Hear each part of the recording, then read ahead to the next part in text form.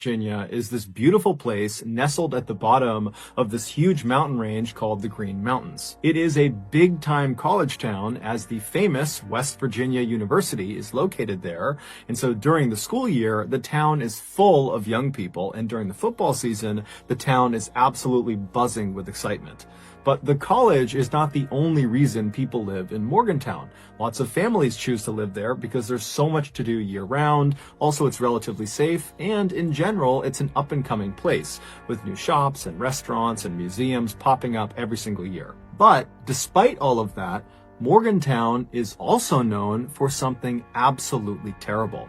And that is the story of Skylar Neese. In 2012, 16-year-old Skylar Neese was a sophomore in high school in Morgantown, West Virginia. She was a straight-A student, and she worked part-time at a Wendy's, which is a fast food restaurant chain. And by all accounts, she was extremely well-liked by her peers, her co-workers, and had many, many friends. She was the only child of Mary and David Neese, and they absolutely adored her.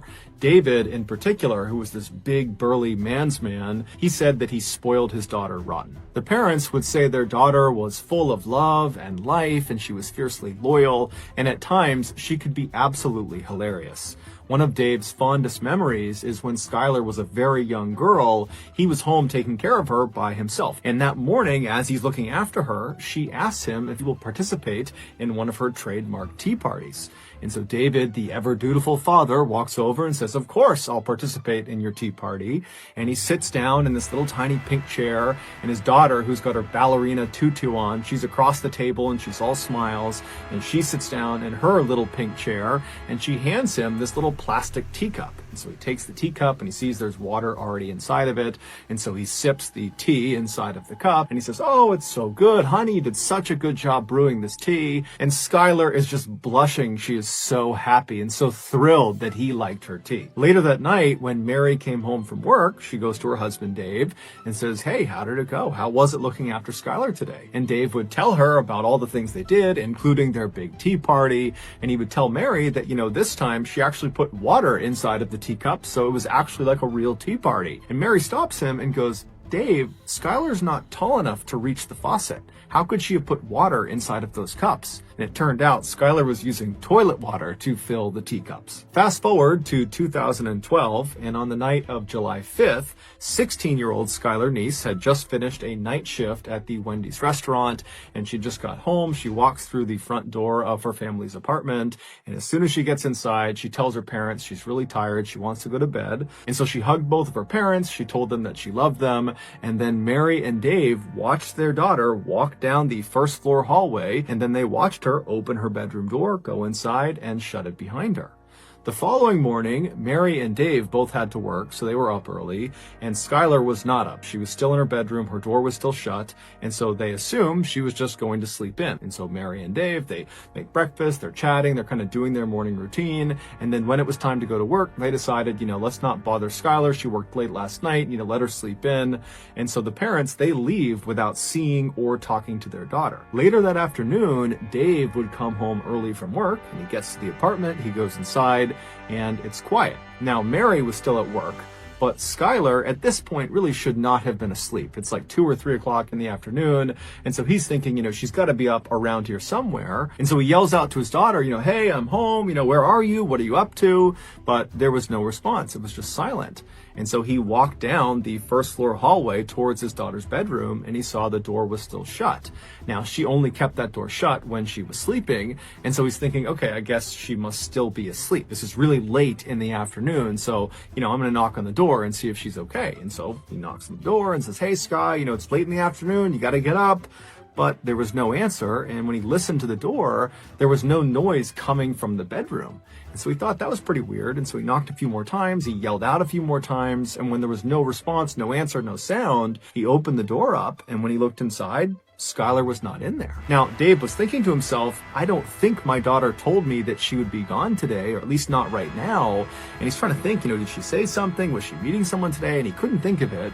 And so he just pulled his phone out and he called his daughter, but she didn't pick up. So he called his wife, Mary, and Mary's at work, and Mary picks up, and Dave asks her, hey, have you seen Skylar, or do you know where she is right now? And she would say, no, I don't know where she is. Maybe she's out with one of her friends. And so after Dave hung up the phone with his wife, he wound up calling one of Skylar's very closest friends. Her name was Sheila, and she had known Skylar since they were in second grade. They were practically inseparable, and he had a good relationship with Sheila. And so he just calls Sheila, and he says, hey, I haven't seen Skylar. She's gone right now. Do you know where she is? And Sheila would say, no, I'm sorry, I don't, but I did talk to her last night, but, there was nothing unusual about our interaction. It was just normal texting about, normal stuff.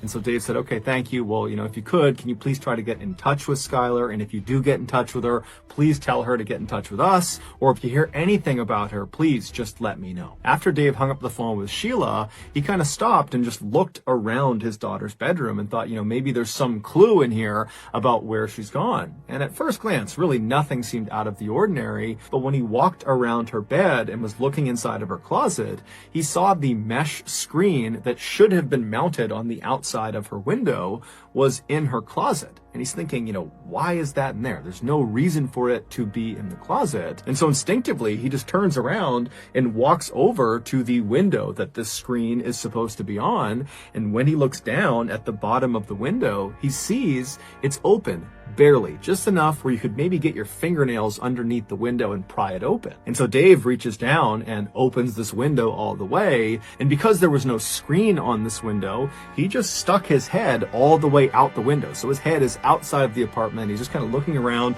looking for some explanation of why this screen had been removed and put in her closet.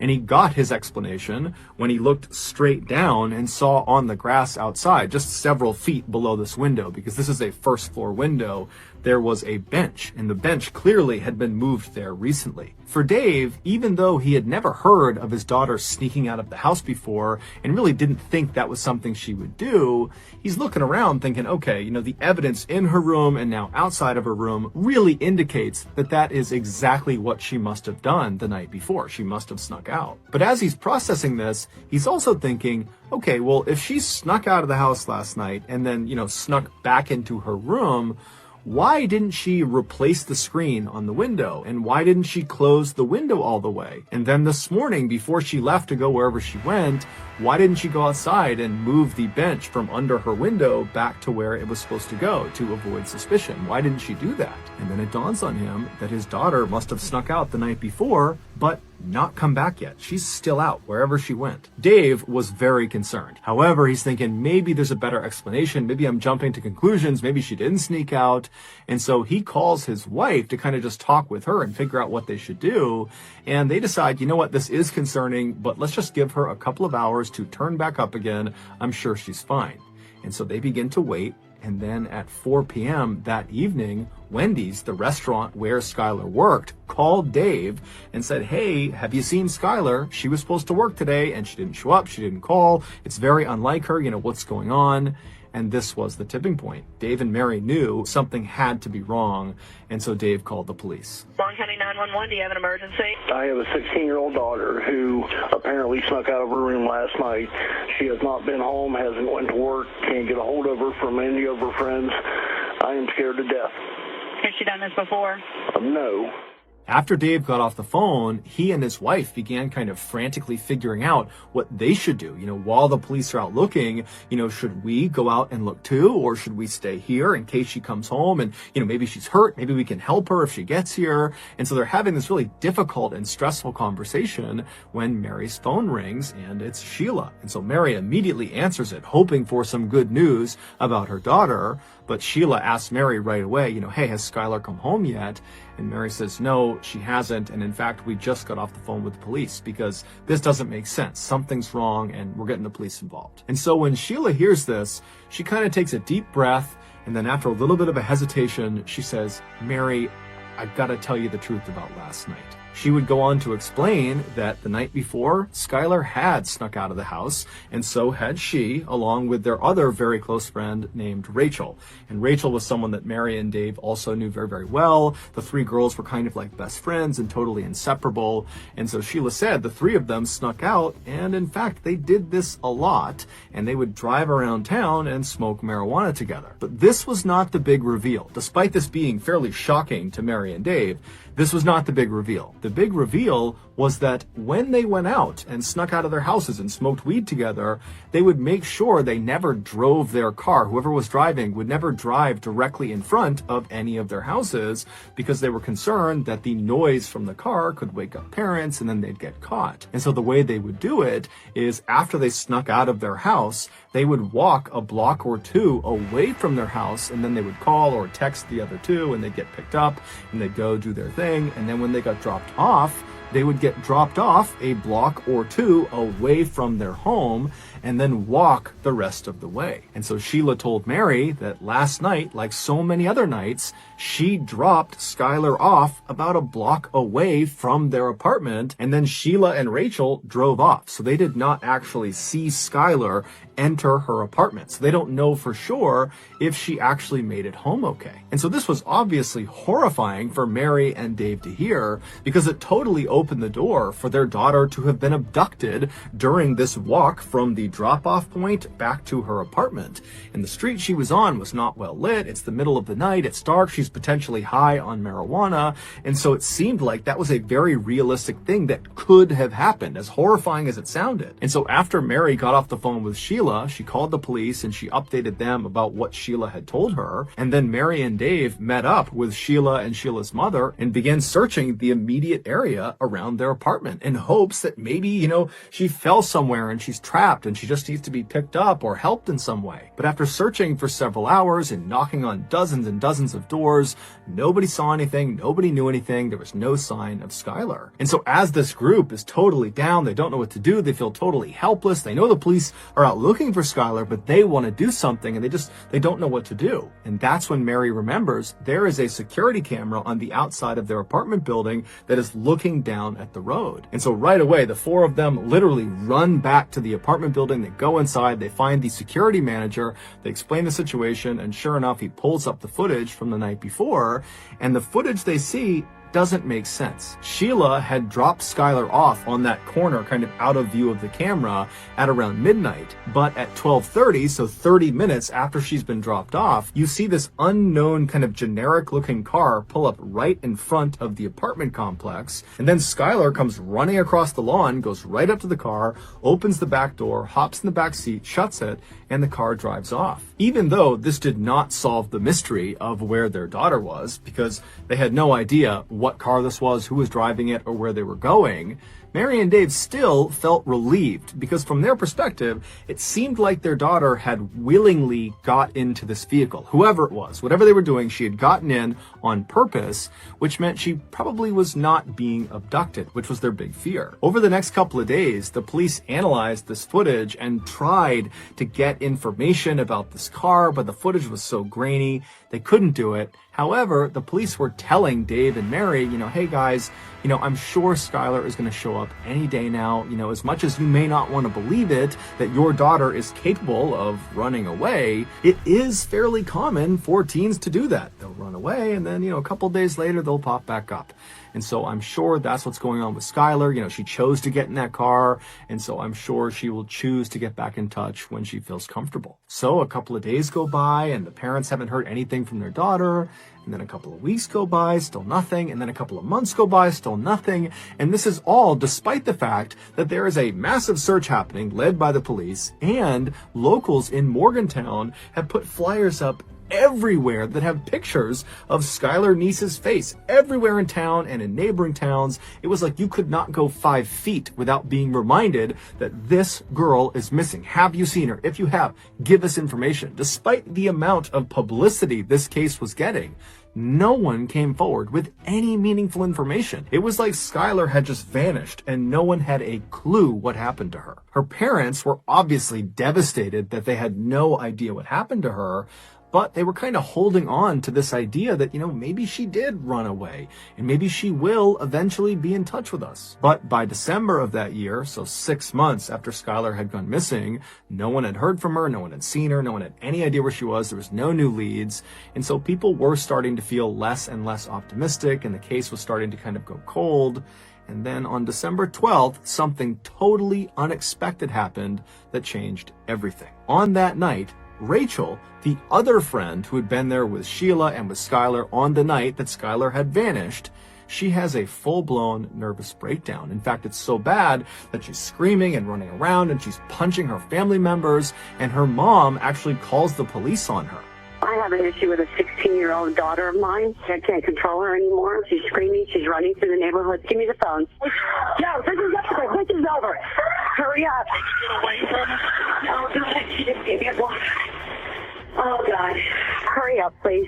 After this call was made, the police show up to Rachel's house and they take her away to a psychiatric hospital. And then several days later, when she was released from that hospital, she went straight to the Morgantown Police Department. She walked inside and said, I gotta get something off my chest about Skylar. Apparently, whatever it was that she had been keeping secret had just been too difficult to keep inside. It was quite literally driving her crazy. And so the police said, okay, great. And they brought her into an interview room. They sat down and they said, okay, what do you got for us? The following has been pulled from what Rachel told police. Back on July 5th, 2012, Skylar came home from that night shift at Wendy's. She goes inside her family's apartment. She says goodnight to her mom and dad. She goes into her bedroom and she shuts the door, and she's laying on her bed. She's on her phone. She's not going to bed quite yet. And as she's laying there, she starts getting text messages from Rachel and also from Sheila asking her if she wants to sneak out that night.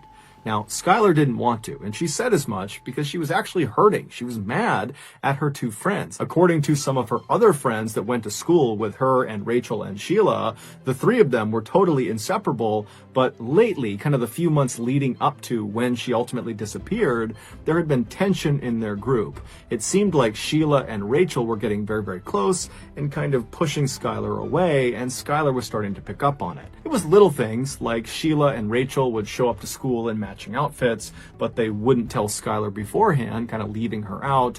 Or whenever they posted selfies of the three of them, Skylar was always relegated to the back or kind of in some other way obscured to make sure she was not the focal point of the picture. It was just very obvious that they were deprioritizing Skylar, and it was really hurting Skylar's feelings. And so it seemed like her way of standing up to them and kind of telling them that she was upset was to turn down their offer of sneaking out and smoking weed with them. But over the next couple of hours, Skylar would eventually say, okay, fine, I'll come with you guys, I'll sneak out and we'll go smoke together. Just before 12:30 a.m. on July 6th, Skylar gets off of her bed, she walks over to her window, she lifts it up, and she pulls the screen off, and she walks over to her closet, she puts the screen in her closet and shuts the door to the closet, and then she walks back over to the window and crawls out and lowers herself down onto the grass below, and then she walks over and grabs the bench and slides it over and puts it right underneath her window, and then she stands on the bench and reaches up and pulls the window down so there's just a little crack left so she can get back inside. And then she just waited by the side of the apartment looking out towards the road, and right after 12:30, this car, the unknown car on the surveillance camera, pulls right in front of the apartment building, and Skylar runs over to it, opens up the back right door, and climbs inside. This unknown car was Sheila's car. Sheila was driving, and Rachel was in the front passenger seat. It would turn out Rachel and Sheila lied about basically everything, including what time they picked up Skylar. So the three girls, they drive away from Skylar's apartment, and Sheila hops on a highway and starts driving northwest. Now, the girls did not immediately start smoking inside of the car. They decided instead they would actually drive to a location, get out, and smoke there. And the place they decided on was a spot they had smoked at before. It was a known hangout spot for teenagers. It was located about 45 minutes away, just barely across the border into Pennsylvania. It was down this kind of old country road that nobody ever went on. And so Sheila drives the car 45 minutes. She crosses into Pennsylvania. She finds the turn onto this old road. They drive down it a little ways until they're pretty far away from the highway, at which point Sheila pulls off the road onto the grass, parks the car. The three girls get out and they walk past the car a little ways down the path to a clearing on the right. There was a hill that went up on the right, and they would kind of sit on this hill looking downhill, and that would be where they would smoke.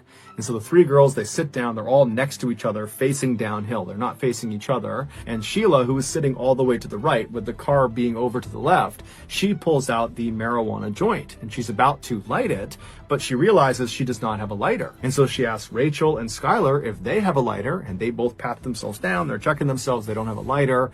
And then Sheila says to Skylar, who's all the way to the left of the way they're sitting, so Skylar is closest to the car, she asks Skylar, hey, can you go in the car and get the lighter that I know is in there? And Skylar said, no problem. So Skylar, she stands up and she turns. Her back is to her two friends. And as soon as she starts walking, what she would have heard is the sound of her two friends standing up as well, and then loudly saying, 1, 2, 3. And on 3, Skylar would have felt two knives being plunged into her back by Rachel and by Sheila. In a panic, Skylar does not even turn around. She just starts taking off running towards the car, and she manages to run away from her attackers. But because of her grievous injuries in her back, she eventually slows down, at which point Sheila tackles her from behind. She gets her on the ground, she pins her on her back, and Sheila is trying to stab Skylar, but Skylar is doing her best to keep the knife off of her. But at some point, Rachel comes running up beside them, and between Rachel and Sheila, they manage to hold Skylar's hands down, at which point Sheila and Rachel began taking turns stabbing her in the chest and in the neck. The whole time, Skylar is trying to defend herself, but it's impossible with these two on top of her. And at some point, she just kind of gives up and she says, why are you doing this to me? Why are you doing this to me? But they don't give her a reason. They just keep on going. And eventually, Rachel stops stabbing Skylar, but Sheila doesn't. Sheila keeps on going until, quote, her neck stopped making gurgling sounds. And then once Skylar went still, Sheila stood up like it was nothing, and she and Rachel just walked away from her body back to the car. They went around to the trunk of the car, they opened it up, and inside was shovels, bleach, trash bags, rags. They had brought along a kill kit because they knew what they were going to do this night. And so they start by cleaning themselves off. They get the blood off of them and off of their weapons, and then they take the shovels and they walk a little ways off of the road, kind of into the woods, and they try to dig a grave, but it would turn out the ground was too hard. And so they abandon the grave idea and just grab Skylar's lifeless body and drag it just about 6 feet off of the road and kind of chuck it against a log. And then they threw boulders and sticks and anything they could on top of her body. They don't know if she's still alive at this point, so they're potentially dealing the fatal blow with these rocks and logs. They cover her up until she's totally obscured. And then the two girls just walk back up. They grab their shovels, they grab their rags, their bleach, they put it back in the trunk, they hop in their car, and they drive away. It would turn out Rachel and Sheila had been planning this for months. The reason? They didn't like Skylar anymore, and apparently it wasn't enough to just be mean to her and not include her in things. They actually needed to kill her. And so the entire night that they went out and snuck out, that was all planned. They knew Skylar did not want to come out and sneak out with them because they knew she was upset with them. And so they said whatever they had to say to convince her to leave her house and sneak out with them. And so she did. She snuck out. And when she got in that car, Sheila and Rachel had their knives already in their front pocket of their sweatshirt, ready to go. And on their ride to this spot in Pennsylvania, Sheila and Rachel acted like, oh, let's just go to this spot and smoke. When in reality, this was planned too. They wanted to make sure they were far away from Morgantown when they killed Skylar. And so when they got there and they walked down to their spot to actually begin smoking, Sheila and Rachel had intentionally not brought lighters, and Sheila had left a lighter in the car specifically so she could ask Skylar to go get it. Because the plan was, as soon as Skylar gets up to get that lighter and her back is to us, Sheila and Rachel had promised each other that they would count to 3, and then attack her. Ultimately, Rachel would be sentenced to 30 years in prison, but she'll be eligible for parole in 2023, and Sheila would be sentenced to life in prison, but she would also be eligible for parole in 2028. During their trials, Rachel was very remorseful and even gave an apology to Skylar's parents during the sentencing phase. Sheila, on the other hand, smirked during her trial for most of the time. She was smiling and totally making light of it. She said she didn't do it. She was totally not remorseful, and she did not offer an apology to Skylar's parents. She did, however, leave an unbelievably cruel message on Twitter. In March of 2013, when the police came out and officially said, "We have identified the remains in the forest in Pennsylvania as belonging to Skylar Neese," when that announcement was made, just a couple of days later, Sheila tweeted, "We really did go on 3." Sheila was arrested 1 month. In 2001, Greg Biggs was a 37-year-old self-employed bricklayer who was living in a homeless shelter in Fort Worth, Texas. He was also the father of 1 child. He had an 18-year-old son named Brandon who lived with Greg's ex-wife. Despite not living with his son while his son grew up, Greg had always made a point of spending lots of time with Brandon, and so over the years, they had become quite close. But besides his son, Greg really struggled to build meaningful long-term relationships with other people. It was like no matter how friendly and outgoing he was, people would just come into Greg's life and would leave very, very quickly. This made Greg, who always had struggled with his mental health, feel very isolated and lonely and desperate for human interaction. And so on the rare occasion where people did come into Greg's life, a new friend or a new love interest, he was always so excited to try to please them and keep them around that he would often go overboard with his generosity and his willingness to do things for these people, to the point where he really set himself up for being taken advantage of. Case in point, 2 years earlier, a woman had kind of suddenly come into Greg's life, and Greg very quickly fell in love with her. And early on in their relationship, this woman tells Greg that she's struggling financially.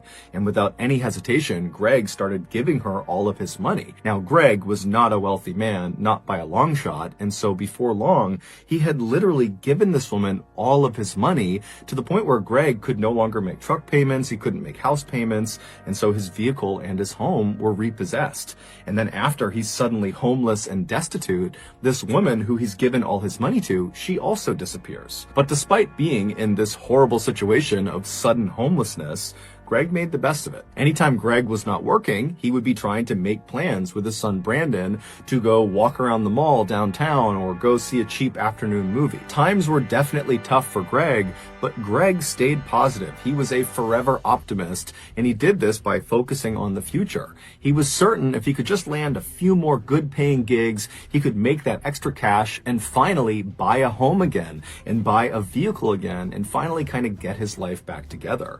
But unfortunately, he would never get that chance. On the morning of October 27th, 2001, 2 men called the Fort Worth Police Department to report having seen something suspicious on a park bench inside of Cobb Park. Cobb Park is this big public park with playgrounds and walking trails and fields, and at the time, Cobb Park was not considered a very safe place to be, especially after hours. There was lots of shady people in the park. So when the Fort Worth Police Department gets a call about something shady happening in Cobb Park, they aren't surprised. And so they dispatch a single detective to go over to the park and meet these 2 guys and see whatever suspicious thing is on this park bench. And so this detective, he goes over to the gates of Cobb Park, he meets these 2 guys, and they kind of explain what they saw. They give him directions to this bench, and then he thanks them. He hops back in his cruiser, he drives through the gates, and he starts driving down the trail, and then he pulls off and parks his cruiser, knowing that the bench in question is right around the corner, maybe 200 or 300 feet away. And so he parks his cruiser, he gets out, and he starts walking on this cement path,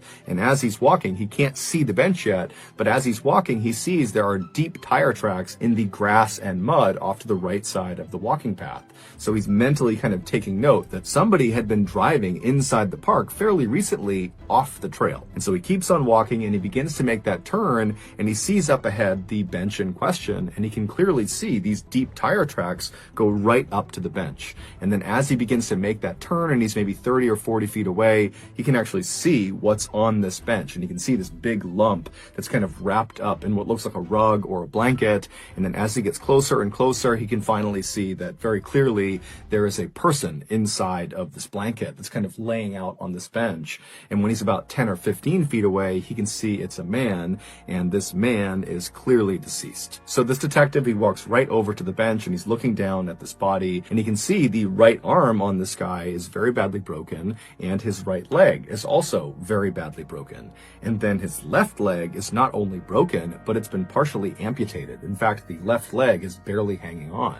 And so this detective, he's looking at this guy thinking, okay, this person must have gotten wrapped up in the shady criminal dealings that are known to take place in Cobb Park, and somebody beat him to death, or they beat him and then shot him to death. But as he's looking at the body, despite these extensive injuries, the bruising on his body was not consistent with someone who had been beaten to death. And in terms of potentially being shot to death, he began looking at the body, and from where he was standing, he could not see an entrance or an exit wound of a bullet. And so stumped, the detective steps back and is just kind of pondering what he's looking at when he realizes there's very little blood anywhere near the bench or on the body. And considering the left leg has been nearly amputated, you would think there would be lots and lots of blood, but there wasn't. And so that indicated to the detective that his injuries had to have been sustained elsewhere. And so this detective, he calls in backup, and more detectives show up, and they're all kind of looking at the scene, and the working theory became, okay, this guy got killed outside of the park. We don't know how he got killed. It looks like some sort of blunt force trauma, but somehow he gets killed outside of the park, and then his killers, they drive him into Cobb Park, which is why you have those deep tire tracks on the right side of the path, and they dump him on this bench. Later that day, the medical examiner would come out and positively identify the body as belonging to Greg Biggs. The same day that Greg was found, the police went out and began their investigation, and they started by interviewing people that had been in Cobb Park either that day or in recent days, and they also interviewed known criminals that they knew went into Cobb Park, and they reviewed CCTV footage both in the park and outside of the park. But no one knew anything about what happened to Greg, and the footage didn't show them anything interesting. And so very quickly, Greg's case began to languish, and no one knew what to make of it. Then, in February of 2002, so roughly 4 months after Greg was found, the Fort Worth Police Department received a phone call. It was from this young woman named Miranda Daniel, and she said, "I know what happened to the man in Cobb Park." And the story she would tell them at first was so hard to believe that the Fort Worth Police Department weren't sure if this was a prank or not. But when they followed up on her lead and they went to a very specific address that she had mentioned, they realized she was telling the truth. This is the unbelievable true story of what happened to Greg Biggs. On the evening of October 25th, 2001, so 36 hours before Greg was found in Cobb Park, 25-year-old nurse's assistant Shantae Mallard arrived at her friend's apartment in Fort Worth, Texas. Her friend was named Tittalisi Rice. She went by T-Fry. Shantae was from a very loving and stable household in Fort Worth, Texas. Her parents had raised her to be kind to other people and to always work hard and to stay out of trouble, and by and large, Shantae acted accordingly. But in her late teens and early 20s, Shantae began to secretly rebel against her parents. On the surface, when she was around her parents and her family, she was the goody two-shoes that always followed the rules. But when she was away from her family, specifically when she was with T-Fry, she would let her wild, rebellious side out. The two friends had met in 1999 at a nursing home where they both worked as nursing assistants. T-Fry had just gotten out of this very toxic marriage, and so when she met Shantae, she was actively looking for someone to go out and party with and go be free and meet other new people. And Shantae, when she's meeting T-Fry, she didn't necessarily know she wanted to do those things, but being around T-Fry, it was like this whole other side of life was opened up to her, and suddenly all she wanted was to go cut loose with T-Fry. And so very quickly, these two women really connected over their mutual desire to go have fun at any cost. And before long, they were not only drinking and doing drugs and partying on the weekends, but they were also getting high before work, which meant they were treating patients high. So with that in mind, fast forward back to October 25th, and Shantae has just arrived at T-Fry's apartment. And so Shantae, she goes up to T-Fry's apartment, and the two start drinking some alcohol, and they start smoking some weed, and they split an ecstasy pill. Ecstasy is a big party drug. It's kind of like a cross between being a stimulant and a psychedelic. And so after these two women are fairly buzzed on these different substances and they're feeling ready to go, they leave T. Fry's apartment, they go down and they climb into Shantae's car. And Shantae drives the two of them to a local club called Joe's Big Bamboo. And so the plan was they were going to meet this guy named Cleet Jackson, who was Shantae's love interest. And the plan was they would hang out at the club with Cleet, and then at the end of the night, they would all leave, and Shantae and Cleet were going to spend the night together. And so Shantae and T. Fry, they arrive in the parking lot of Joe's Big Bamboo. They park their car, they get out, and they meet up with Cleet, who was outside of the club, and the trio kind of sneak off from the rest of the people trying to get into the club, and they smoke some more marijuana, and then the trio, they go into the club, and they start having drinks, and they're partying, and they're dancing, and they're having this great time. And then at some point in the night, Cleet kind of abandons Shantae and T. Fry, and he goes off with another woman he met that night in the club, and he would actually leave the club with this other woman, and he would vanish for the night. And so around 2 a.m., when the club is getting ready to close, Shantae realizes that Cleet, the guy she was going to go home with, he's gone now. And so she's very frustrated, but she doesn't really have any recourse. And so she instead just goes and finds T. Fry and says, hey, let's just leave. And T. Fry, she's ready to leave too. And so the two women, they leave the club and they get out to Shantae's car, and both women are clearly under the influence. They're both definitely inebriated, but T. Fry believed she was less inebriated than Shantae was, and so she should drive. And so she told Shantae, get in the passenger seat, I'm going to drive. Shantae gets into the passenger seat, T. Fry gets in the driver's seat, and she leaves the club and she drives all the way back to her apartment.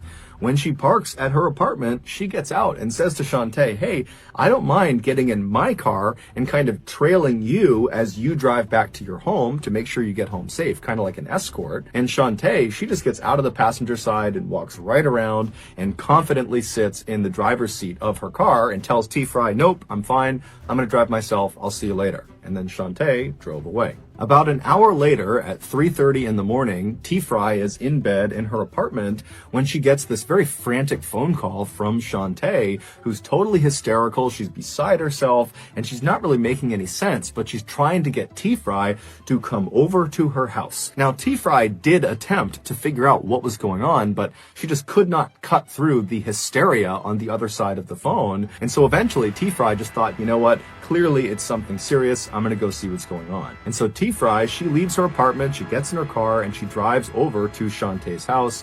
And when she gets there, she goes up to the front door, she opens it up, she walks inside, and she finds Shantae in the kitchen straight ahead. She's totally hysterical, she's crying, and she's telling T. Fry that she didn't mean to do it, she's so sorry. And T. Fry's telling her, hey, calm down, what's going on? And Shantae says, look in the garage. And so T. Fry, she walks straight ahead through the kitchen to the door in the kitchen that leads into Shantae's garage. And she opens the door up, she turns the light on, and in the middle of the garage is Shantae's car. It had been parked nose in and lodged head first in the windshield on the passenger side of this car was Greg Biggs. When Shantae had left T. Fry's house an hour earlier saying she was fine to drive, on her drive home, she had barreled into Greg, who was on a sidewalk of some street, and the impact was so hard that Greg went flying through the windshield and got lodged halfway inside of her car.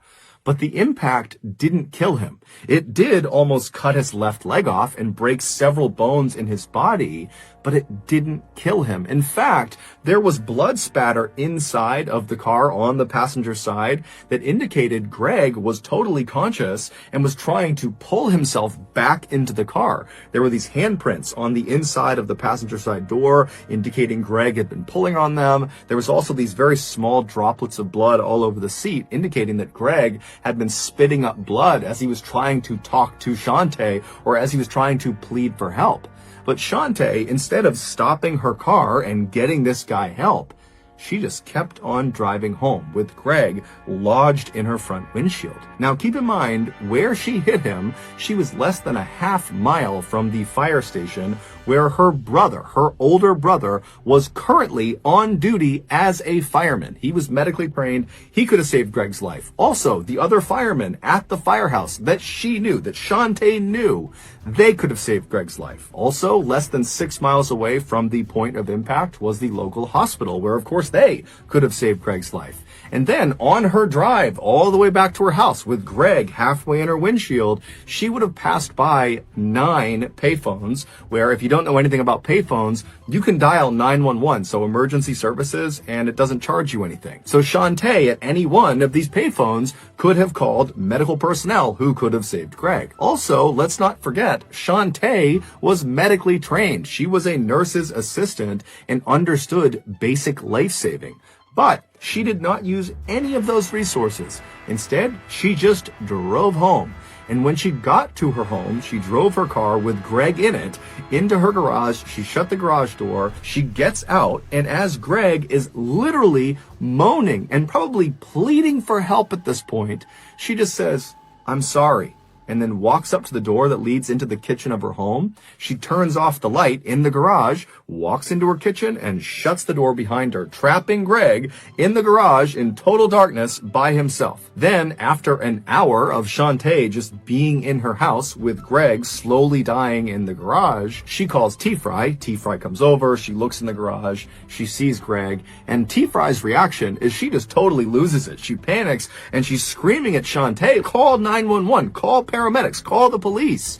But Shantae refused. She didn't really give a reason, but she just said, "No, I can't." And then shockingly, T-Fry also does not call anyone. The two of them just turn off the garage light again and shut the door and leave Greg, and they hop into T-Fry's car and they drive to T-Fry's apartment where they sleep for several hours. And then when they get up that morning, they go back over to Shantae's house and they check on Greg, who's now motionless. And at this point, Shantae, she calls Cleet Jackson, the guy who she was supposed to go home with at the club but had abandoned her for some other girl. She calls him and says, "Hey, I have this huge problem. I need you to come help me." And so Cleet Jackson has no idea what he's walking into, but he goes to her house and he goes through her kitchen. She opens the door and he looks into the garage and he sees Greg in the window, and he's furious with Shantae because now he's gotten involved and he doesn't really know if Greg's alive, and he doesn't really know what to do because he's on parole, and if he gets wrapped up in this, he'll go back to jail. But he ultimately decides he's just going to help Shantae because he believes at this point Greg is dead. So there's nothing they can do to save Greg. And so that night, Cleet gets in touch with his cousin Tyrone,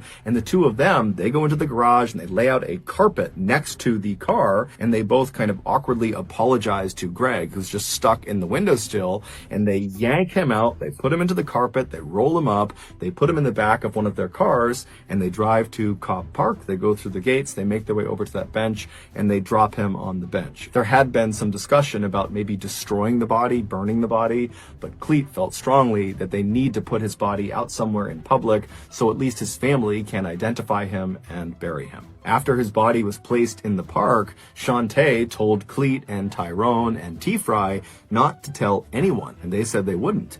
And within a week of Greg's body being discovered, Shantae was back at Joe's Big Bamboo partying it up as if nothing had ever happened.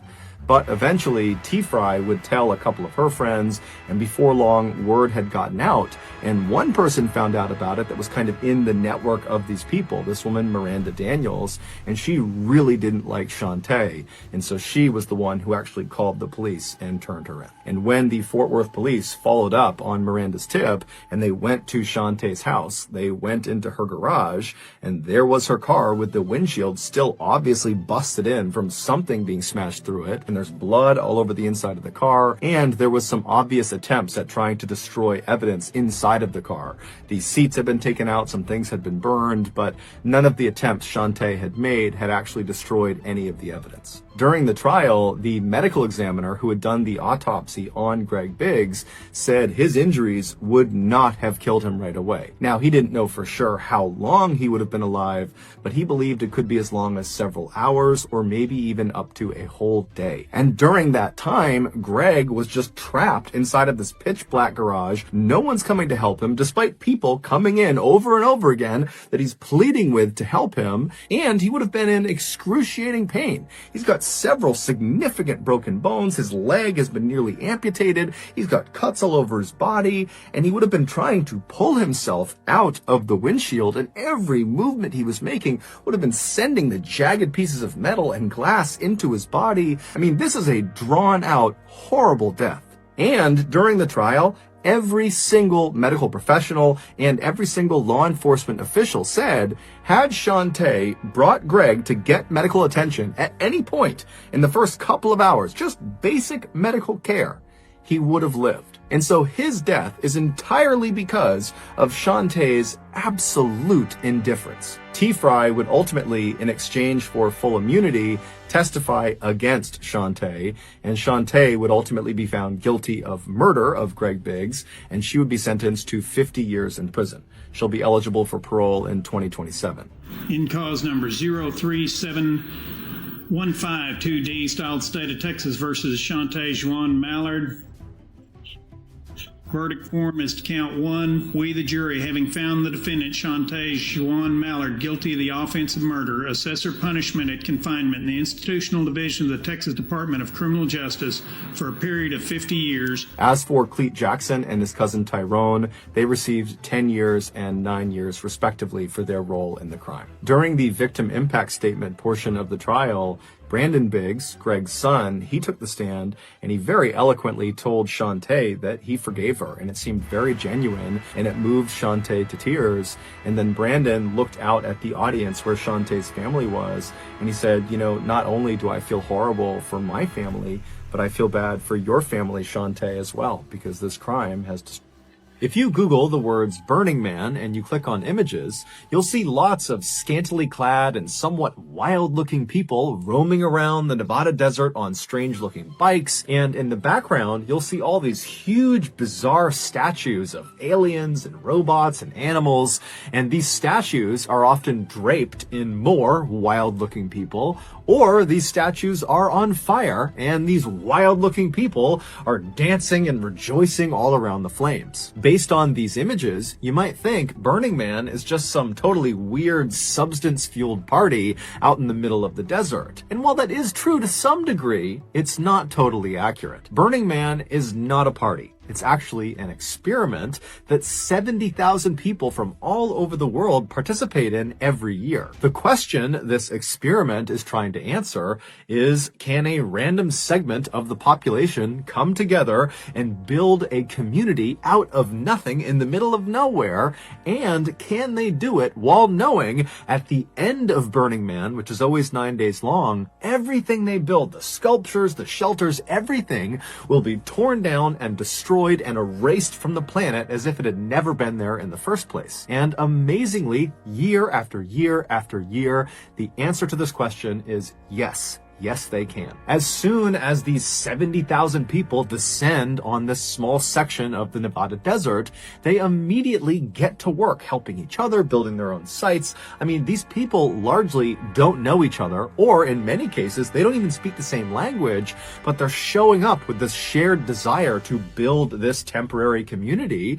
And so they begin seamlessly working together. And while shelters are being stood up all over the place, other attendees will pull out instruments and form impromptu bands, and then the artists of the group will get together and begin building these kind of strange sculptures. And so very quickly, within only a few hours, every year in Burning Man, this plot of barren desert turns into this beautiful otherworldly utopia full of totally happy and fulfilled and excited strangers. But in 2017, the utopia that was created at that Burning Man was shattered by one man, and his name was Aaron Joel. In 2017, Aaron Joel was a tall, handsome, 41-year-old free spirit who, from the time he was just a little kid, had this sort of restless energy about him. He always needed to be out doing stuff. He could never sit still.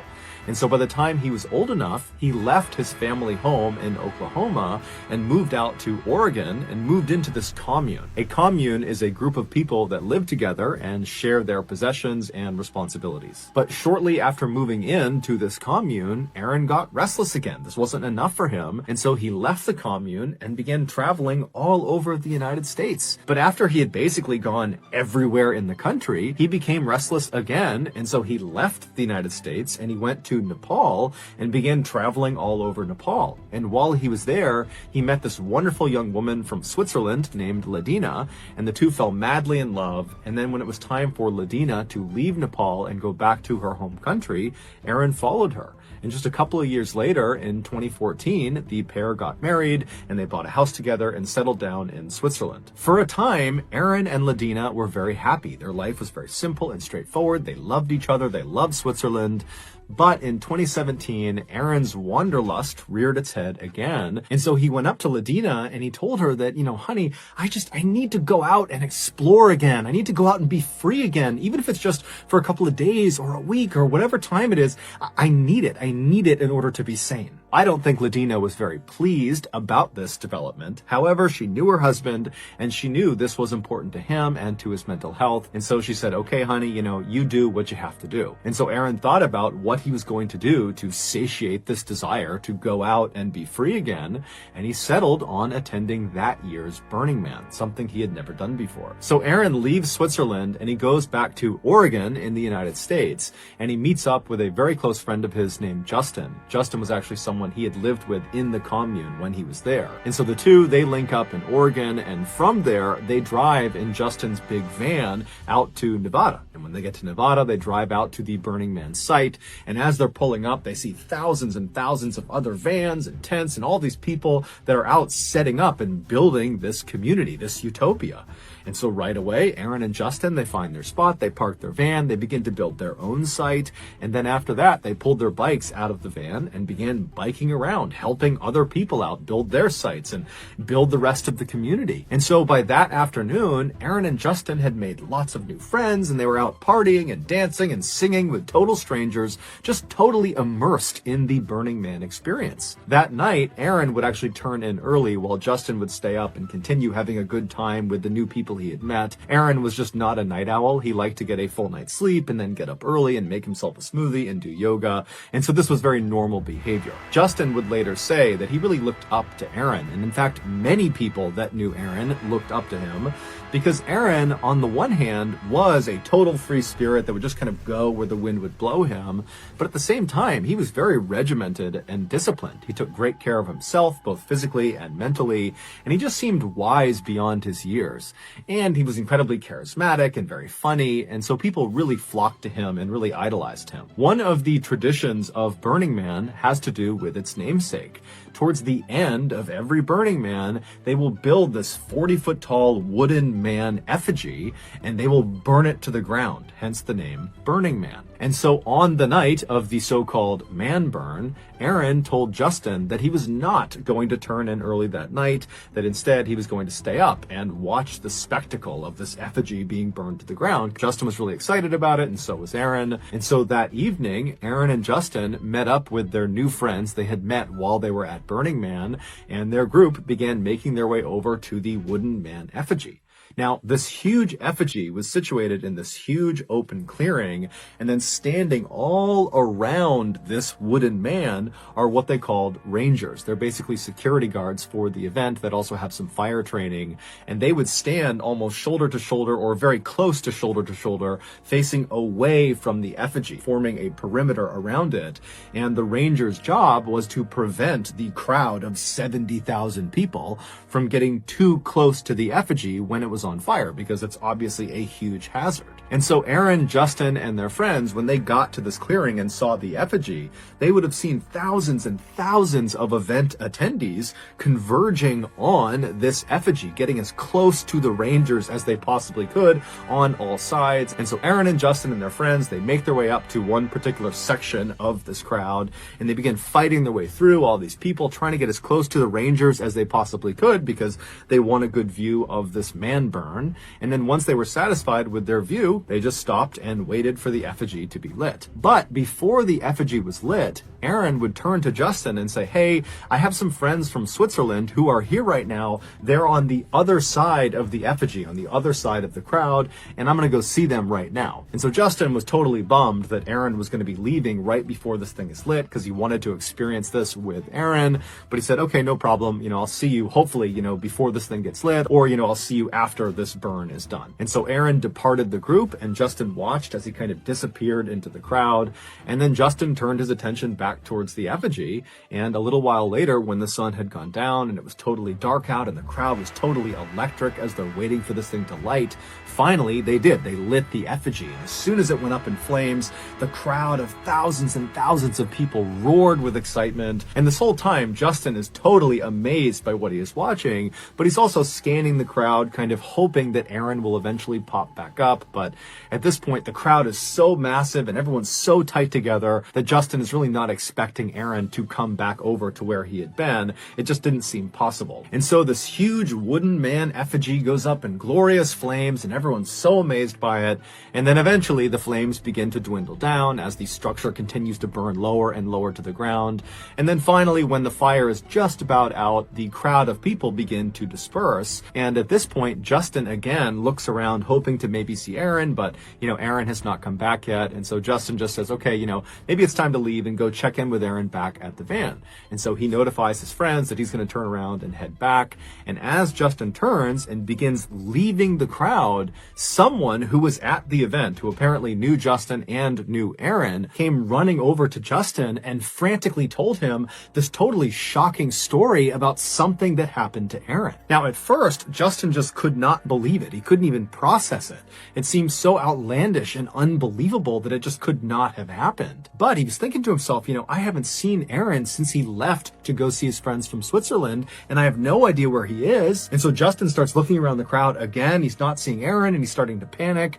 And so finally, Justin just turns and starts running back towards his van in hopes that Aaron is going to be there. But when he gets back to his van, Aaron is not there, and there's no sign that Aaron has been back after they had left for the man burn. It would turn out that shocking story Justin had been told about Aaron was true. This is that shocking story. After Aaron told Justin that he was going to go to the other side of the crowd and spend some time with his friends from Switzerland, he disappeared from the group and he made his way over to that far side of the crowd. But we don't know if he actually met up with friends from Switzerland or if that was just some cover to get away from Justin and the other people he was with.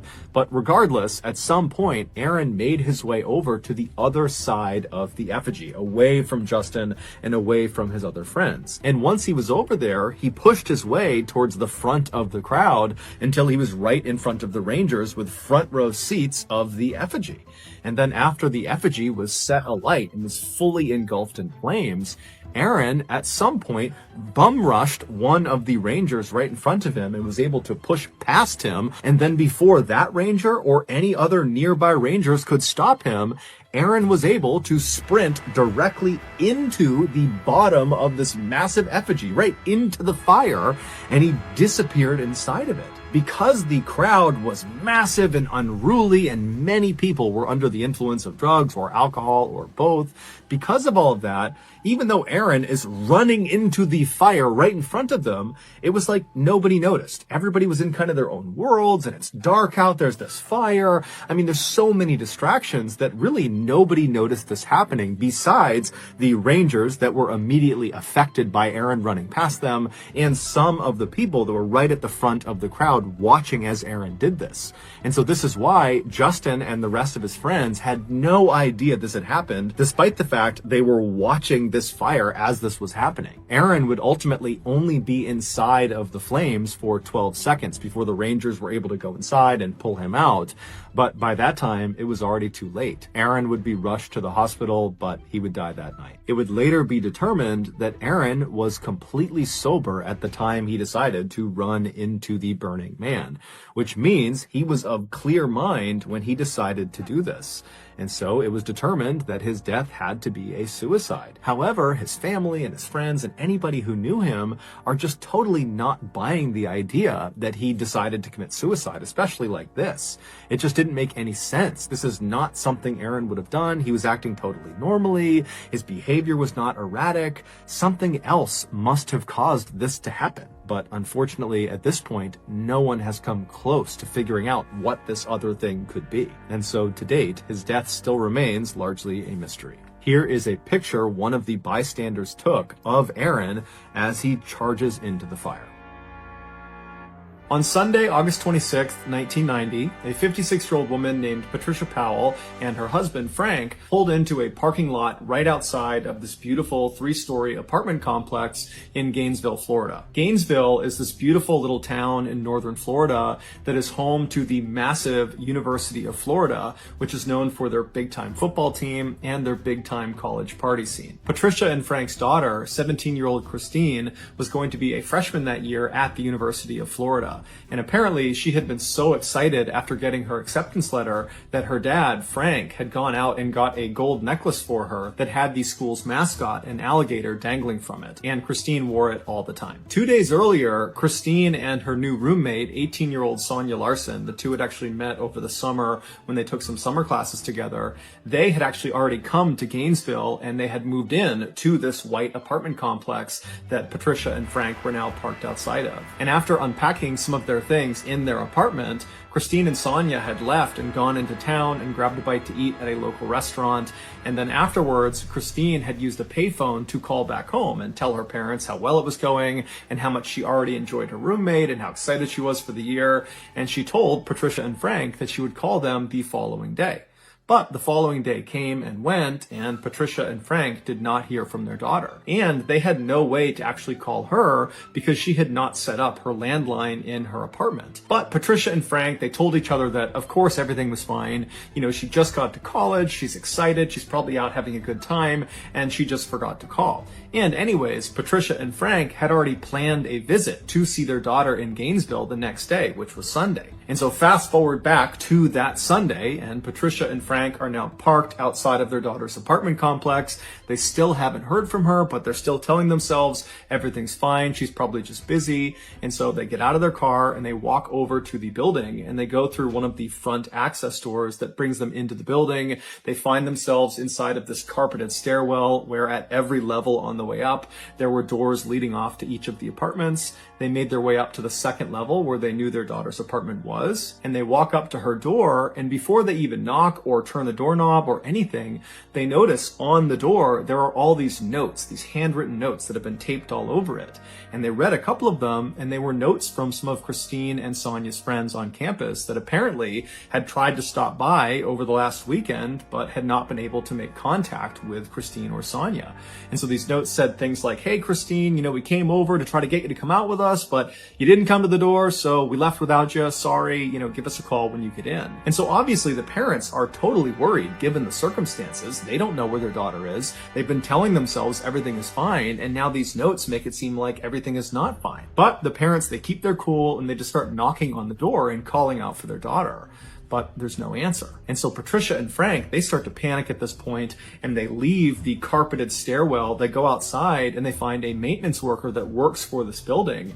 And they explain their situation with their daughter and how they can't get in touch with her. And can he please let them in to make sure she's okay? The maintenance worker said he couldn't without speaking to his manager. And so he goes to his manager, and the manager, she says, "That's fine, but we need to get the police involved. They need to escort us into the apartment." And so the maintenance worker calls the police and requests this escort, and a few minutes later, a single Gainesville police officer arrives at the apartment complex. And he tells Patricia and Frank that just as a precaution, I need you guys to stay outside. So they stay right outside those front access doors. They're outside of the apartment building. And then this officer, along with the maintenance worker and the manager of the building, those three, they go inside the stairwell, they go up to the second floor, and at that point, the maintenance worker gets out his keys, he finds the right one, and he opens Christine and Sonia's door. The door swings open, and immediately the police officer yells out for the two girls, but there's no answer. And so the officer is first into the apartment, which basically immediately opens up to their living room. And in the middle of the living room is a couch that's angled towards the right side of the room where a TV had been set up. And so the officer, again, as he walks in, he's calling out, trying to get the girl's attention, but there's no answer. Behind him is the maintenance worker and the building manager, and they begin making their way towards the right side of the living room, over towards that TV, to see if maybe someone was laying on the couch. And as they round that corner and can finally actually see the front of the couch, the maintenance worker, after seeing what he saw, screams out and runs out of the apartment. He runs down the stairs, out the access doors, and begins vomiting on the grass and sobbing right next to Frank and Patricia. Naturally, Frank and Patricia, after seeing this, are immediately concerned that something's wrong with their daughter, and so they run inside, they go up the stairs, and they start running into the apartment, and the police officer and the building manager, they try to stop them from getting in, but there was nothing stopping them. They managed to push past those two. They get into the living room and they're calling out for their daughter, and eventually they make their way over to the side of the couch and they see their daughter, Christine. She is lying on the ground in front of the couch. She's on her back, she has no clothes on, and she's been stabbed to death. And whoever has killed her has positioned her in this very suggestive, sexual, lewd position, as if they were trying to demean her as much as possible and shock whoever found her. And so after these totally devastated and wrecked parents are escorted out of the apartment, this one police officer, he continues searching the apartment. And so he searches the rest of the first floor. There's no sign of Sonia. He goes upstairs and he finds Sonia. She's laying on her bed. She also has no clothes on. She's been stabbed to death, and she's positioned on the side of the bed in a sort of suggestive, lewd position, much like Christine downstairs. It would later be determined that Christine had been sexually assaulted, but Sonia had not been. The officer at this point leaves the apartment. He goes outside. He walks past the grieving parents who are being consoled by the building manager and the maintenance worker, and the officer goes over to his car and he uses his radio to call in for backup. A forensics team comes out to the apartment and they begin processing the scene, and right away they discover on the outside of the door frame of the door leading into the apartment, there were markings on the edge that looked like someone had used a screwdriver or some similar instrument to pop open the door. They also found there was a towel and some soap that was lying on the ground near Christine's body and near the couch that had apparently been used to both clean Christine's body and also clean some other parts of the apartment. And so they believe this was done to try to intentionally destroy evidence, suggesting the killer or killers were somewhat sophisticated. They also discovered there was some residue on Christine's wrists that indicated at some point her hands had been bound by duct tape. But when she was found, her hands were not bound and there was no duct tape from her wrists. And so whoever had done this had at some point removed the duct tape and taken it away. And so investigators believed that the killer or killers had used the duct tape to immobilize Christine for the attack. And then after she was deceased, they had removed that tape in order to be able to get her arms up over her head, which seemed to increase the shock value of this lewd position they had put her in. Based on what they saw inside of this apartment, the police were convinced they were up against a group of killers or a killer that had targeted these two girls, that this was not some random attack, that this was calculated, this was on purpose, and if they didn't get caught, they were going to strike again. And so even though the police really didn't have any leads to operate on, they just had this crime scene and they were looking for maybe someone with duct tape and a knife and a screwdriver. I mean, that was really about it at this point.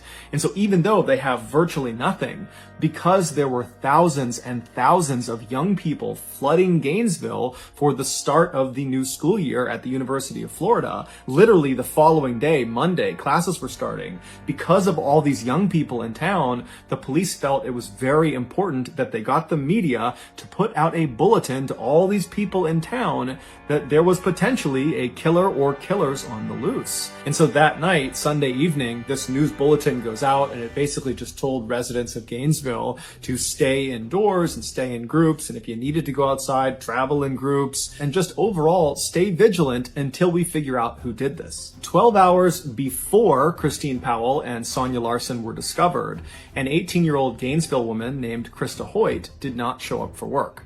Krista was a student at Santa Fe Community College, which was right down the road from the University of Florida. That year, she was planning to transfer to the University of Florida, and then after graduation, she wanted to pursue a career in forensics with the FBI. And so given her interest in law enforcement, while she was a student, she had gotten a part-time job working in the records department of the sheriff's office. And apparently, at this sheriff's office, she was famous for always coming to work, no matter what. And including the time that she got her wisdom teeth removed, and then an hour after coming home, she showed up for work. And so on this Saturday night, when Krista was supposed to be showing up for work, and she didn't call ahead, and no one could get in touch with her on her landline, everybody at the sheriff's office was really concerned. And so they waited around for about an hour, hoping that she might just show up with some story about why she was late. But she never showed up. She didn't call. They still couldn't get in touch with her. And so in the very early hours of Sunday morning, the sheriff's office called the Gainesville police and asked them to do a welfare check on Krista. And so 2 police officers from the Gainesville Police Department, they show up at the apartment belonging to Krista Hoyt. Krista lived alone, and she lived about 2 miles away from Christine Powell and Sonia Larson. And so these 2 officers, they get there and they walk up to the front door and they knock, but there's no answer. And they try the doorknob, it's locked. And so one of the officers walks around to the back of this apartment and he sees there's a glass sliding door. And so he knocks on the glass sliding door. There's no answer. He tries the door. It's locked. And then he notices the drape that's inside the apartment that's covering up this sliding glass door. It reaches almost to the ground, but not all the way. There's a couple of inches on the bottom where if you were laying on the ground, you could actually look through this little space and see into the apartment. And so that's what he does. He lies down and he puts his flashlight up and he looks through this couple-inch gap on this window. And as soon as the light illuminates what's inside of this apartment, he finds Krista. Krista is sitting on the edge of a bed that's not that far away from the sliding glass door, and she's facing the door. She's kind of hunched over at the edge of the bed. She's got no clothes on, and she's got stab marks all over her back, and she's missing her head. And her head was next to the bed, to the left, up on the shelf, and it was positioned in such a way that it almost appeared like the head was looking down at the detached body. When this crime scene was processed, the forensics team immediately noticed there were marks on the backsliding glass door where someone had used probably a screwdriver or something similar to pop the door open. And then they also found residue of duct tape on Krista's wrists, but the duct tape was gone. She was found with her hands not bound. It would later be determined that Krista had been sexually assaulted before she had been murdered. The obvious similarities between Krista's crime scene and Christine and Sonia's crime scene were initially only recognized by Gainesville police because much of the information about the 2 crime scenes was not public. But that night, Sunday evening, when the police went to the media and asked them to put out that bulletin to all Gainesville residents to say that there could be a killer or killers on the loose, it didn't take long for residents of Gainesville and news anchors to begin speculating that you have these 2 murders that have happened really close together physically. They're less than 2 miles apart, and they've probably occurred within the last 24, 48 hours. So they've happened in rapid succession. They're both unsolved. And so even without intimate details of the crime scene, it wasn't hard to say, I think these 2 are probably connected. And so that night, Sunday evening, Gainesville really went into a state of panic. And within hours of this news, you had stores all over Gainesville that had sold out their deadbolts and locks, their mace, their stun guns, their baseball bats, their actual guns, their knives. I mean, people were really trying to arm themselves, to protect themselves against this unknown threat that was murdering students in Gainesville. And the police, even though they did not come out and substantiate the claims that, perhaps these 2 homicides are connected, they did believe they were. And so that night, Sunday night, as all this chaos is kind of unfolding in town, the police put hundreds of officers all over the place, on foot on every street corner. They had police cars and trucks parked all over the place. I mean, the entire town was on an extreme heightened alert because the police believed another attack was imminent. And so all they could do was try to come out in force to try to discourage the killer or killers from striking again. But as it would turn out, it didn't work. By the following morning, so Monday morning, what was happening in Gainesville had gone from just being a Florida story to a national story, and everybody all over the country was talking about it. And one woman named Lisa Byers, who was in her 20s, she did not live in Gainesville, but she had a very close friend who did. She was 23-year-old Tracy Paulus. Tracy had taken some years off from college, but that year had decided to go back and give it another go. And so she was enrolled at the University of Florida.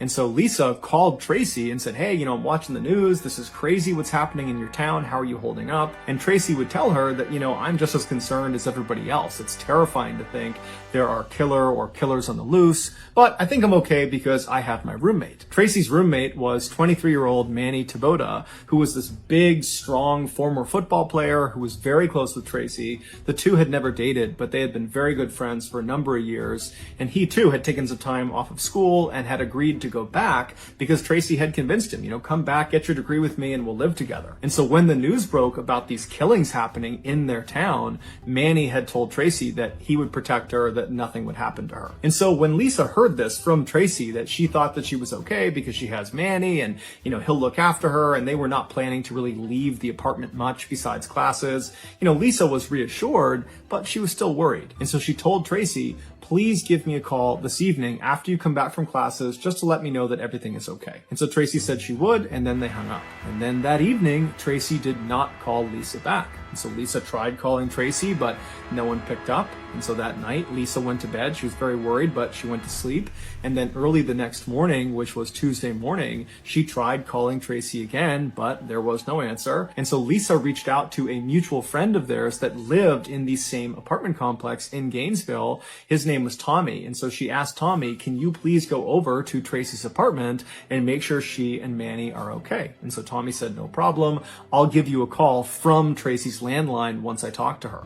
And so about 5 minutes later, Tracy got a call. She picked it up, and it was Tommy calling from Tracy's landline, and he was just screaming. When the police arrived at Tracy's apartment, they found Tracy in her bedroom, and like the other victims, she had no clothes on. She was positioned on the side of the bed in a very suggestive, lewd position. She had been stabbed to death, and it would turn out she had been sexually assaulted. And then down the hall from Tracy, they found Manny. He was in his bed, and he too had been stabbed to death, except he had his clothes on and he was not positioned in a suggestive position. He had kind of died wherever he was, and that was the position they found him in. The forensics team, when they processed the scene, they found markings on the outside of the back sliding door where it looked like someone had used a screwdriver to pop open the door. And then on Tracy's wrists, they found that residue from duct tape, but there was no duct tape. It had been removed. At this point, to the police, it was undeniable that they were up against a serial killer or killers. And when the news broke that there was now a fourth and fifth victim, and they were both college students, and one of them was now this big strapping man that apparently was taken down just as easily as these other four petite women, this threw Gainesville into an absolute state of pandemonium. Suddenly, it felt like no one could protect them. The people in Gainesville, they were fair game. It didn't matter that police were out in force in the streets, and you had people walking around with guns and baseball bats and mace, and you had people locking their doors and sleeping in groups. It was like no measures were actually stopping these killings from happening. Whoever was doing it was killing with impunity. And so that day, Tuesday, you had hundreds and hundreds of students from the University of Florida just leaving the school who just didn't come back. And as for the police, they called in the FBI and the National Guard. And so by that night, Tuesday night, there were literally hundreds of officers and state police officers all over the place. There were helicopters overhead, both police helicopters and news helicopters with spotlights. They had National Guard military-style trucks all over the place. And so Gainesville was really at the highest alert you could possibly be on. But even still, the people of Gainesville, they were not going to feel safe until the police made an arrest. And the next day, just 24 hours after Tracy and Manny had been found, the police did just that. After receiving dozens and dozens of tips about one particular individual, they were able to arrest 19-year-old Ed Humphreys, who was a freshman at the University of Florida. They arrested him for domestic abuse because he had actually struck his grandmother in the face. And so they pick him up for domestic abuse, but they set his bail at a whopping $1 million, which is way higher than you would normally expect for a domestic abuse charge. But this was a unique circumstance where he was being arrested for one thing, but really he was being looked at as the suspect of these 5 homicides. And so the police really needed him to stay behind bars. And this massive bail, that did that. He had no way to pay it. And so while Ed was behind bars, the police began investigating him, and they found there was a lot of reasons to believe he was the serial killer. He had shown he was willing to be violent because, after all, he punched his grandmother in the face, and people that knew him said he was totally mentally unstable and that he hated women and that he would walk around with a knife on his belt basically all the time. And at night, he was known to walk around the forests of Gainesville. There were these very thick forests that kind of butted up against the University of Florida. and he would walk through the forest at night, which put him very close to the different apartment buildings where all the victims were found. And on top of all that, Ed Humphreys just looked like what you would imagine a serial killer would look like. He had all these deep scars all over his face, and his eyes looked totally hollow, like he was permanently on drugs, and he was seen smiling at the cameras when he was led in and out of the courtroom. And to make him even more suspicious, as soon as he was arrested, the attack stopped. There were no more slayings in Gainesville. And so naturally, the country believed Ed was the guy. Basically, everyone thought Ed was the guy. But it came back that his blood type was type A, and the killer or killer's blood type, the blood that had been found at the various crime scenes, was type B. Now, this did not clear Ed of guilt because people believed there was a chance that, he could have been involved in some way. Perhaps he had an accomplice or multiple accomplices.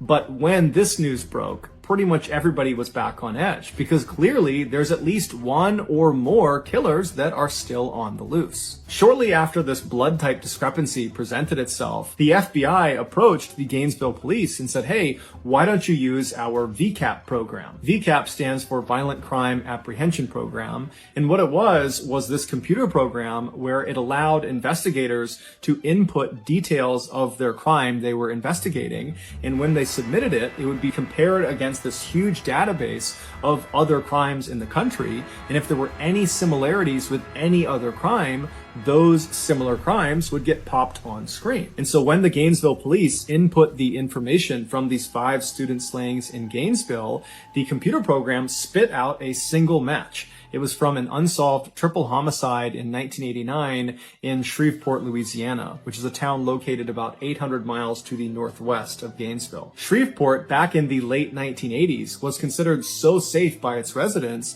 that many of them didn't lock their front doors and they would leave their car keys just sitting on their front dash. But in 1989, that would all change. On Friday, November 3rd of that year, 8-year-old Sean Grissom was dropped off at his grandfather's house in Shreveport. He was there to celebrate his 8th birthday. And so his grandfather was this 56-year-old man named Tom who was divorced, and he was getting ready to retire soon, and he was also trying to spend more time with his grandson. And so he was very excited about having Sean over. Also staying at this house with Sean and his grandfather was Sean's aunt, 24-year-old Julie Grissom, who was a college student. She was attending Louisiana State University in Shreveport. When Sean was dropped off by his mother at his grandfather's house, the grandfather, Tom, yelled out to the boy's mother and said, I'll have him back by Monday. I'll drop him off, see you later. And so Sean's mother, she leaves, and that day and the following day, she doesn't hear from Sean's grandfather or from Julie. And so come Sunday night, she tries calling them to, see what's going on. She knows they're having a great time and doesn't really want to interrupt them, but she also hasn't heard from them. But they don't pick up. She convinces herself that everything is just fine, that I'm sure there's an explanation, and so she ends up going to bed. And so the next morning, Monday morning, when Sean is supposed to be dropped off early enough that she can take him to school, when he doesn't show up, the mother calls the grandfather back and tries to get in touch and figure out what's going on, but she can't get in touch with him. And so she's telling herself that, okay, well, his grandfather must have just dropped him off at school. And so the mother calls Sean's school, and the school says, no, we have not seen Sean today, and we haven't heard from him, so we don't know what's going on. And so now Sean's mother is terrified. She calls the police, and the police actually get in touch with the neighbor of Tom Grissom, and they ask this neighbor, hey, can you go next door and just make sure Tom and Sean and Julie are okay? And so this neighbor says, no problem. They leave their house, and immediately they notice, as they're looking at Tom's house, that the 2 cars in the driveway had not left since Friday. It was just something the neighbor noticed. And then they also noticed that there were 2 newspapers at the end of the driveway. It was the Monday and Sunday paper, and they knew Tom always read the newspaper, and so the idea that he would just leave them sitting at the end of the driveway, that didn't really add up. And so the neighbor walks around to the front door, and they notice there are lights on inside, and they knock on the front door, but there's no answer. They try the front door, but it's locked. And so they end up going around to the very back of the house, and they're able to get into the house through the garage. And then through the garage, they open another door that leads into the main part of the house. And this neighbor, they immediately see on the ground towards the back door near the kitchen is Tom. He's laying on the ground, and he's obviously deceased. And so this neighbor, they run out, they call the police come back over. They go inside the house, and sure enough, they find Tom Grissom has been stabbed to death. He's laying on the ground near the back door. They find Sean Grissom, the 8-year-old. He's slouched over on the couch in front of the TV, and he's been stabbed to death as well. And then upstairs, they found 24-year-old Julie, the aunt, and she was positioned on the edge of the bed in this very suggestive way. She had no clothes on, and she had been stabbed to death, and it would later be determined she had also been sexually assaulted before she was killed. And they also discovered there's vinegar on her body, as if whoever's done this has attempted to clean her with vinegar. There was no sign of a robbery in the house or ransacking in the house. There was no sign of forced entry. Overall, the investigators said this was a very neat crime scene, as if whoever did this had done this with great intentionality. And so after kind of going through the crime scene, the police really didn't have any leads to go off of.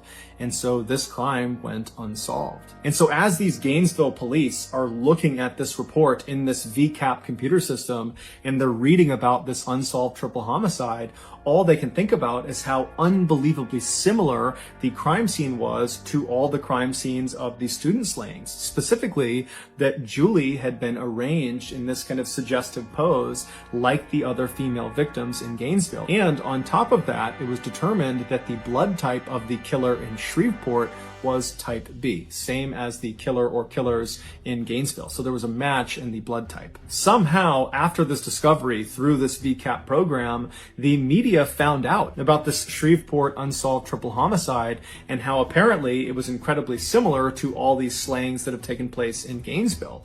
And so before long, that was all every news network all over the United States was talking about. And at first, the police in Gainesville and anybody involved in this investigation was very upset about this because one, they probably had a leak that someone was giving information to the press, but two, the press was kind of jeopardizing their investigation because by having these details leaked, the killer or killers could potentially benefit from kind of knowing what the police were thinking about and what they were up to. But as it would turn out, this particular leak would prove to be quite fruitful. Shortly after this news about the Shreveport killing and the student slayings was all over the news, this woman named Cindy, who lived in Shreveport, she called the police after watching all the news like everybody else and told the police they really ought to look at this guy, Danny Rawling. Danny Rawling was this 37-year-old drifter who was in Shreveport at the time of the Grissom family murders in 1989. And apparently after those murders, he had told Cindy's husband that he, quote, had a problem, and his problem was he liked stabbing people. And Danny literally always walked around with a huge knife on his waist. He seemed totally mentally unstable. And so this claim that he liked stabbing people, Cindy and her husband took literally and basically told him to stay away from them. And so in one of their last conversations with Danny actually told Cindy that he planned to leave Shreveport and go someplace where there's lots of beautiful young women that he can just stare at all day long. When police asked Cindy, do you think he's capable of killing all 8 of these people? She said, oh yeah. And so the police turned their attention to Danny and began researching his background, and they discovered he was raised in a very abusive household. Specifically, his father really couldn't stand him. They had a really bad relationship. And then when Danny got old enough, he joined the Air Force, but he was kicked out after 2 years for being mentally unstable. And once he was discharged, he began the string of armed robberies in the 1980s, and he eventually got caught and spent the bulk of the 1980s in prison. And then in 1989, when he got out of prison, he came back to Shreveport and moved in with his parents. Now, this was not a happy homecoming. His parents did not want him living with them, but Danny kind of forced the issue. He had nowhere else to go, and so he wound up living there. And as it happened, they lived less than a half mile away from the Grissom family home. 6 months after the Grissom family was murdered, and 3 months before the Gainesville student slayings had begun, Danny gets in this huge fight with his father, where his father actually draws a pistol and forces Danny to leave the house and tells him to never come back. And so Danny, he runs out of the house and he gets his gun from his vehicle, comes back inside his house and shoots his father point blank in the head and then in the stomach before fleeing the scene. His father would amazingly survive this attack despite some pretty significant damage to his head, and he would tell the police, and before long there was a warrant for Danny's arrest for attempted murder. But when they went went to go arrest him, he was gone. They had no idea where he went. And so as the Gainesville police are looking at Danny's criminal record, they're starting to say to themselves that this guy looks really interesting. He does seem like he could be the serial killer we're looking for. And so as they continue to dig deeper and deeper, one of the Gainesville police officers suddenly thinks of something. There was this unsolved armed robbery of this bank in Gainesville that happened the same week where all 5 of the students had been killed. A lone masked gunman walked into this bank in broad daylight and demanded money from the teller, and the teller, who thought on their feet, gave him the cash, but it was the type that was booby-trapped with dye packets, meaning if this robber tried to tamper with the money at all, it would detonate, sending dye all over them and kind of making it obvious that this money had been stolen. But the robber doesn't see this. He takes the bag of cash, he leaves the bank, and manages to flee and go into the forest before the police show up.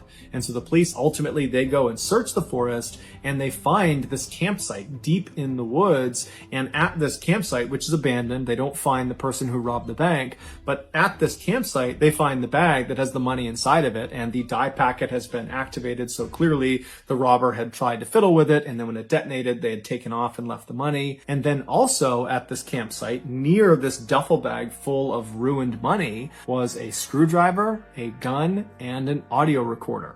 Now, at the time, the police that were seeing this, they were part of this huge effort in Gainesville to stop any more attacks on students and catch the killer or killers. That was all they were thinking about. And so when they didn't immediately catch this robber, they kind of said, you know what? This is a lower priority item than what we're dealing with this loose serial killer or killers. And so let's just round up the evidence, put it in storage, and somebody else can deal with this after we handle this killer situation.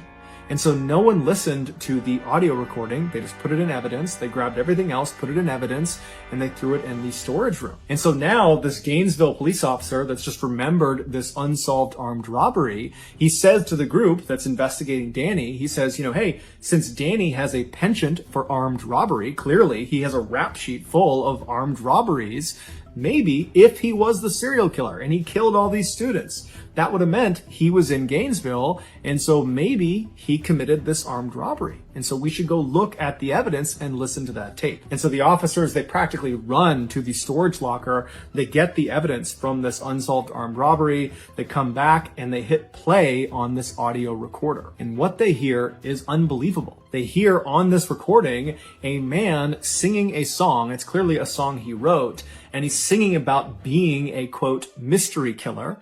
And then it kind of segues into him talking about how to effectively kill a deer with a knife, to be really effective with a knife. And he's getting into really graphic detail of how to do that.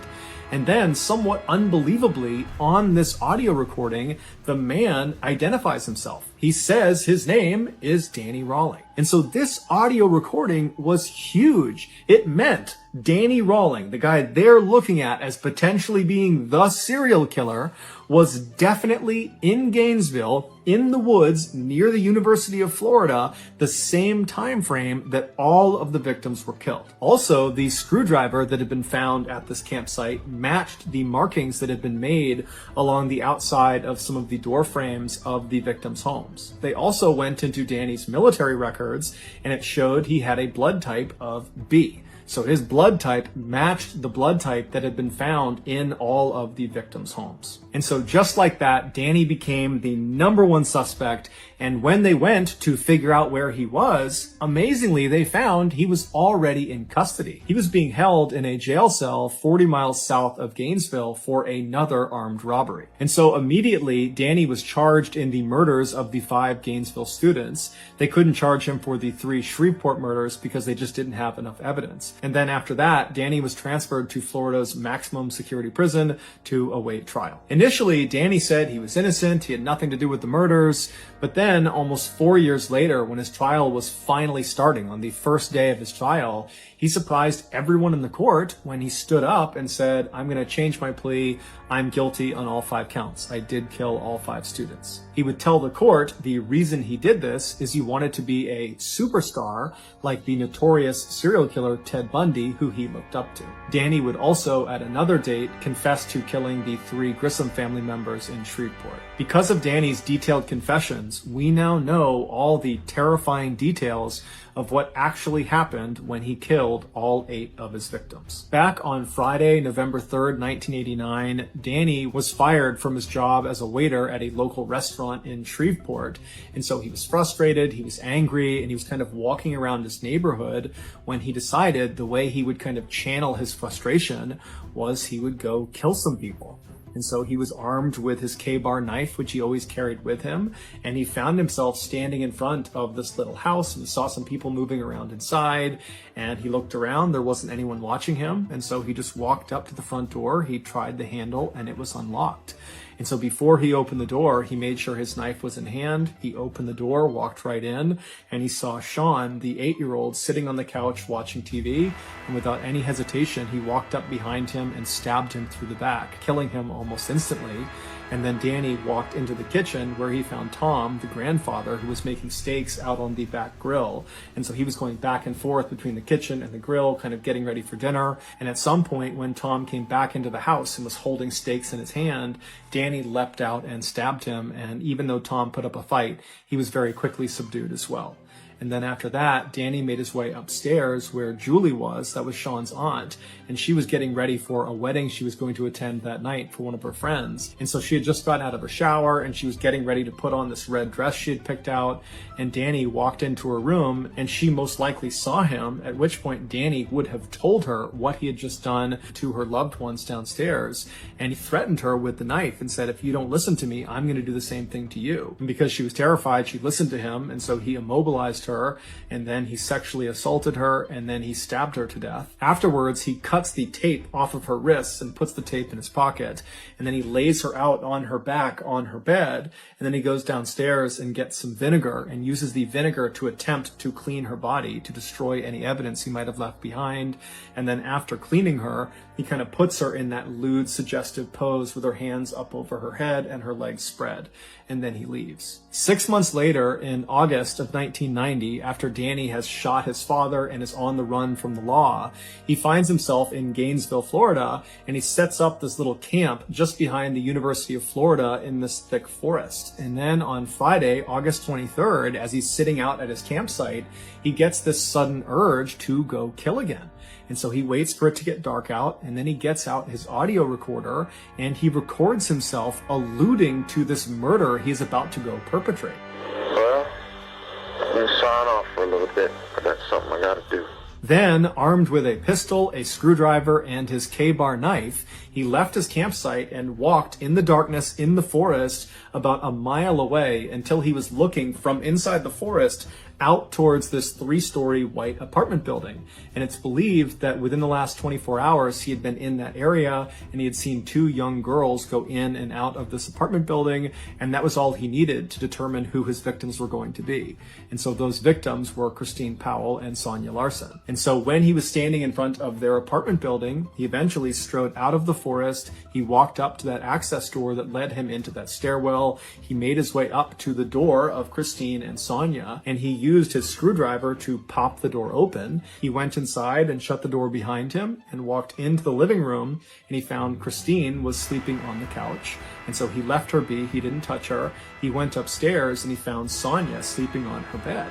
And so as he's standing there, realizing that he has these 2 girls, he needs to make a decision about which one he's going to kill first and which one he's going to sexually assault. And so as he's standing there looking over Sonia's bed, he decides he's going to kill Sonia and then he's going to sexually assault Christine. And so very casually, he walks into Sonia's room. She's fast asleep. She's on her back, and he pulls out a piece of duct tape, and he gets the duct tape in one hand and he pulls his knife out in the other, and he presses the duct tape over her mouth, which wakes her up. and then he drives the knife into her chest. And so Sonia would put up a pretty incredible fight, but ultimately she would succumb to her injuries. And then after she was dead, Danny just left her where she was, and he went downstairs and he found Christine was still asleep on the couch. She had not woken up from the commotion upstairs. And so he walked right in front of her, and standing over her with his knife, he kind of nudged her awake. And when she woke up, he had a piece of tape, he put it over her mouth, and he told her to be quiet and held up the knife and told her that I just killed your roommate, and if you don't listen to what I'm going to say, I'm going to kill you too. And so naturally, she complied to what he wanted. And so she let her wrists be tied, and then at that point, he cut her clothes off, he sexually assaulted her, and then he stabbed her to death. And so after she was dead on the ground, he went and got that towel and that soap, and he began cleaning Christine's body to try to remove any evidence he might have left behind. And then he cut the duct tape off of her wrist and removed the duct tape from her mouth and put those in his pocket. And then he positioned her in that kind of lewd, suggestive position that she was found in. And then Danny went back upstairs and cut the clothes off of Sonia and then positioned her on the side of the bed in a suggestive position as well. And then Danny leaves the apartment. So he goes back into the woods. He walks in the wood line back to his campsite. But when he got there, he was just too jacked up. He was too excited from what he had just done that he just couldn't control himself. All he wanted to do was go out and kill again. And so he managed to sit at his campsite for a total of 8 hours before he couldn't help it any longer. He had to go back out and find another victim. And so his next victim, he decided, would be this woman he just happened to see a couple of days ago. He was walking down the road near this row of apartments near the school, and he looked into one of them, and he just saw there was this girl in this apartment, and he just thought for a second, I bet she lives alone there. But that was the entire interaction. He didn't know this person. He was just kind of guessing that she might be alone in there. And so here he is in the forest after killing these two teens. And he's like, okay, I'm going to go back to that apartment because I think that woman is alone. And that woman would be Krista Hoyt. And so in the early morning hours of Saturday, August 24th, Danny leaves his campsite with his screwdriver, his gun, and his K-bar knife, and he walks about a half mile away from his campsite until he's still in the woods, but he's looking out at the back of Krista's apartment. And then at some point, he walks out of the forest, he walks right up over her fence and gets up to her back sliding door. He uses his screwdriver to pop the sliding door open. He slides it open, he steps inside, and he finds out that Krista is actually not in her apartment. There's no one in her apartment. But instead of leaving and finding another victim, he decides he'll just wait for Krista. And so he shuts the sliding back door and he goes into her bedroom closet and shuts the closet and then just waits. And he stays in her closet for several hours until around 11 a.m. that morning. Krista comes home, and when she was in the house, he waited a little bit longer to make sure she didn't know he was there. And then at some point, he kind of slipped out of the closet, snuck up behind her, and put her in a chokehold. Now, at first, Krista tried to fight back, but eventually she realized she could not overpower whoever this was. And at that point, she said, okay, what do you want? And Danny would tell her, you got to listen to me or I'm going to kill you. And he showed her the knife. And so Krista said, okay. And she put her wrists out. He taped her wrists with duct tape. He put tape over her mouth. And then he brought her into her bedroom where he cut her clothes off and sexually assaulted her. And then afterwards, he stabbed her to death. Once she was dead, he cut the duct tape off of her wrists and pulled the duct tape off of her mouth and put that duct tape in his pocket. And then he positioned her body on the bed in a suggestive position before he left. When he got back to his campsite, he realized he had accidentally left his wallet in Krista's apartment. And so, calm as can be, he walked back through the forest, right back into Krista's apartment. He found his wallet and he was about to leave when he thought to himself, well, wait a minute, I should mutilate her body. And so he pulled Krista's body off of the bed and using his knife, he decapitated her. He put her head up on the shelf next to the bed, and then he repositioned her body on the edge of the bed, making it seem like she was kind of hunched over, looking out the back door. And then before he left, he reached up and twisted her decapitated head and made it seem like it was looking down at the rest of her body. 48 hours later, on the evening of Monday, August 27th, Danny was back at his campsite out in the woods, and he suddenly got the urge to go kill again. And so he stood up, he grabbed his knife, his screwdriver and his gun, and he walked away from camp, made it about a mile through the woods until he was standing still in the forest looking out at this big apartment complex that was very commonly occupied by college students. And so at some point he leaves the forest and walks up to the first apartment he sees. He has no idea who's going to be in there, and he goes up to their sliding back glass door. He gets his screwdriver out and he pops it open. He slides the door open. He steps inside, and the first thing he sees is Manny Taboda, this big, strong former football player who's laying in his bed. And Danny just walks over and starts stabbing him, and Manny wakes up and puts up one heck of a fight, but ultimately Danny is able to overpower him and kills him. While Danny was stabbing Manny, the other resident inside of this apartment, 23-year-old Tracy Paulus, she was in the shower, and so she gets out of the shower and she hears all this commotion down the hall, and so she steps into the hall and she looks into Manny's room and she sees Danny on top of him, stabbing him. And so Danny looks back, he sees Tracy. Tracy screams, she runs down the hall into her bedroom, she slams the door behind her, she locks it, and then she leans up against the door to try to keep it shut. Meanwhile, Danny just continues to stab Manny until Manny is dead. And then Danny stands up and he just walks down the hall, calm as can be. He gets to the bedroom door where he knows Tracy is. She's trapped, she can't go anywhere, and he begins to smash the door down. He's ramming it with his shoulder, he's kicking it over and over again, and Tracy's screaming for him to stop, but eventually he manages to just kick the door down. And as soon as he's inside the room, Tracy kind of stands back and she says to Danny, "Are you the one?" And Danny looks at her and says, "Yes, I am the one." And then he threatened her with the knife and said, "I'll kill you just like the guy down the hall unless you listen to me."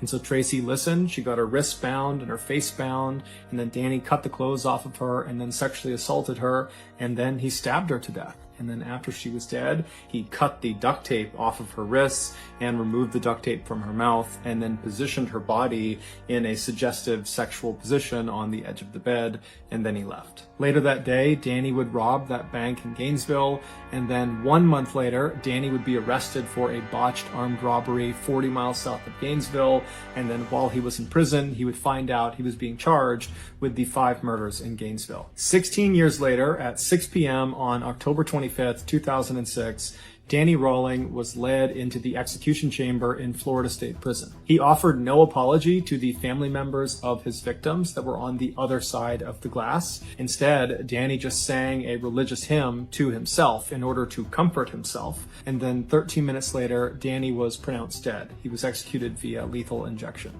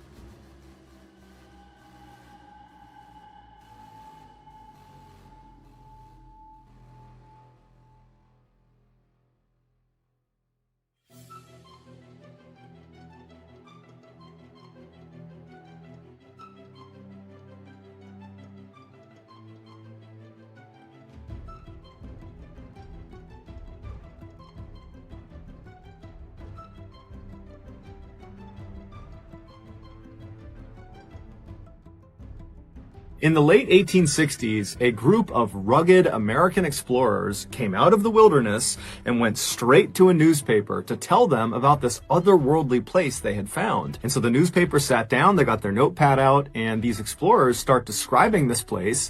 And they say, okay, well, it's this huge expanse of wilderness. And in the middle of it, there are all these boiling lakes that are either neon green or yellow or red or all of those. And they're shooting boiling water into the sky. And there are these breathtaking breathtaking waterfalls and snow-capped mountains, and there are bison and elk and wolves and bears just free roaming the whole area. And so the newspaper, they take all this down, and at the end of it, they say, okay guys, well, unfortunately, we don't publish fiction. But these explorers weren't lying. They were describing an area that we now know as Yellowstone National Park, which is this massive expanse of wilderness in Wyoming that sits on top of a volcano. And those boiling neon green, red, and yellow lakes really do exist. Those are hot springs, and they are the result of water passing by and making contact with underground magma chambers. Today, Yellowstone is so popular that every year millions of people go to the park, and so as a result, the park employs hundreds of people year-round to keep up with tourism. Many of these employees are young people, like college students,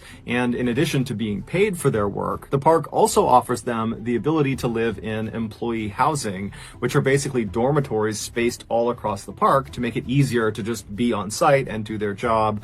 And these dormitories are either free or very low cost. And so these young people typically take up that offer and will stay inside of these dormitories for as long as they're working at the park. And so in 2000, a 20-year-old summer employee named Sarah Hulfers, she was staying in one of these dormitories in the park, and she was in her room when a group of other young employees that were staying in this dorm came down the hall, and they knocked on her door, and they asked her if she wanted to come with them to go swimming. And so Sarah, she had a day off, and she wasn't doing anything, and so she said, sure, I'll come with you guys. And so after they all got their bathing suits on and got their towels and snacks packed, they left the dormitories and got into a couple of cars, and then they drove over to this dirt lot that was right up against this huge forest. And so they parked, they got out, and they make their way over to this trailhead that begins in the parking lot and goes straight into this forest. And so they walk down this trail until the trail goes right out of the forest and brings them to the edge of this river. And this river was called the Firehole River. It was called that because the surface of this river steamed, and it gave the impression that this river was on fire. The reason this happened is some of the water flowing through this river would pass by those underground magma chambers,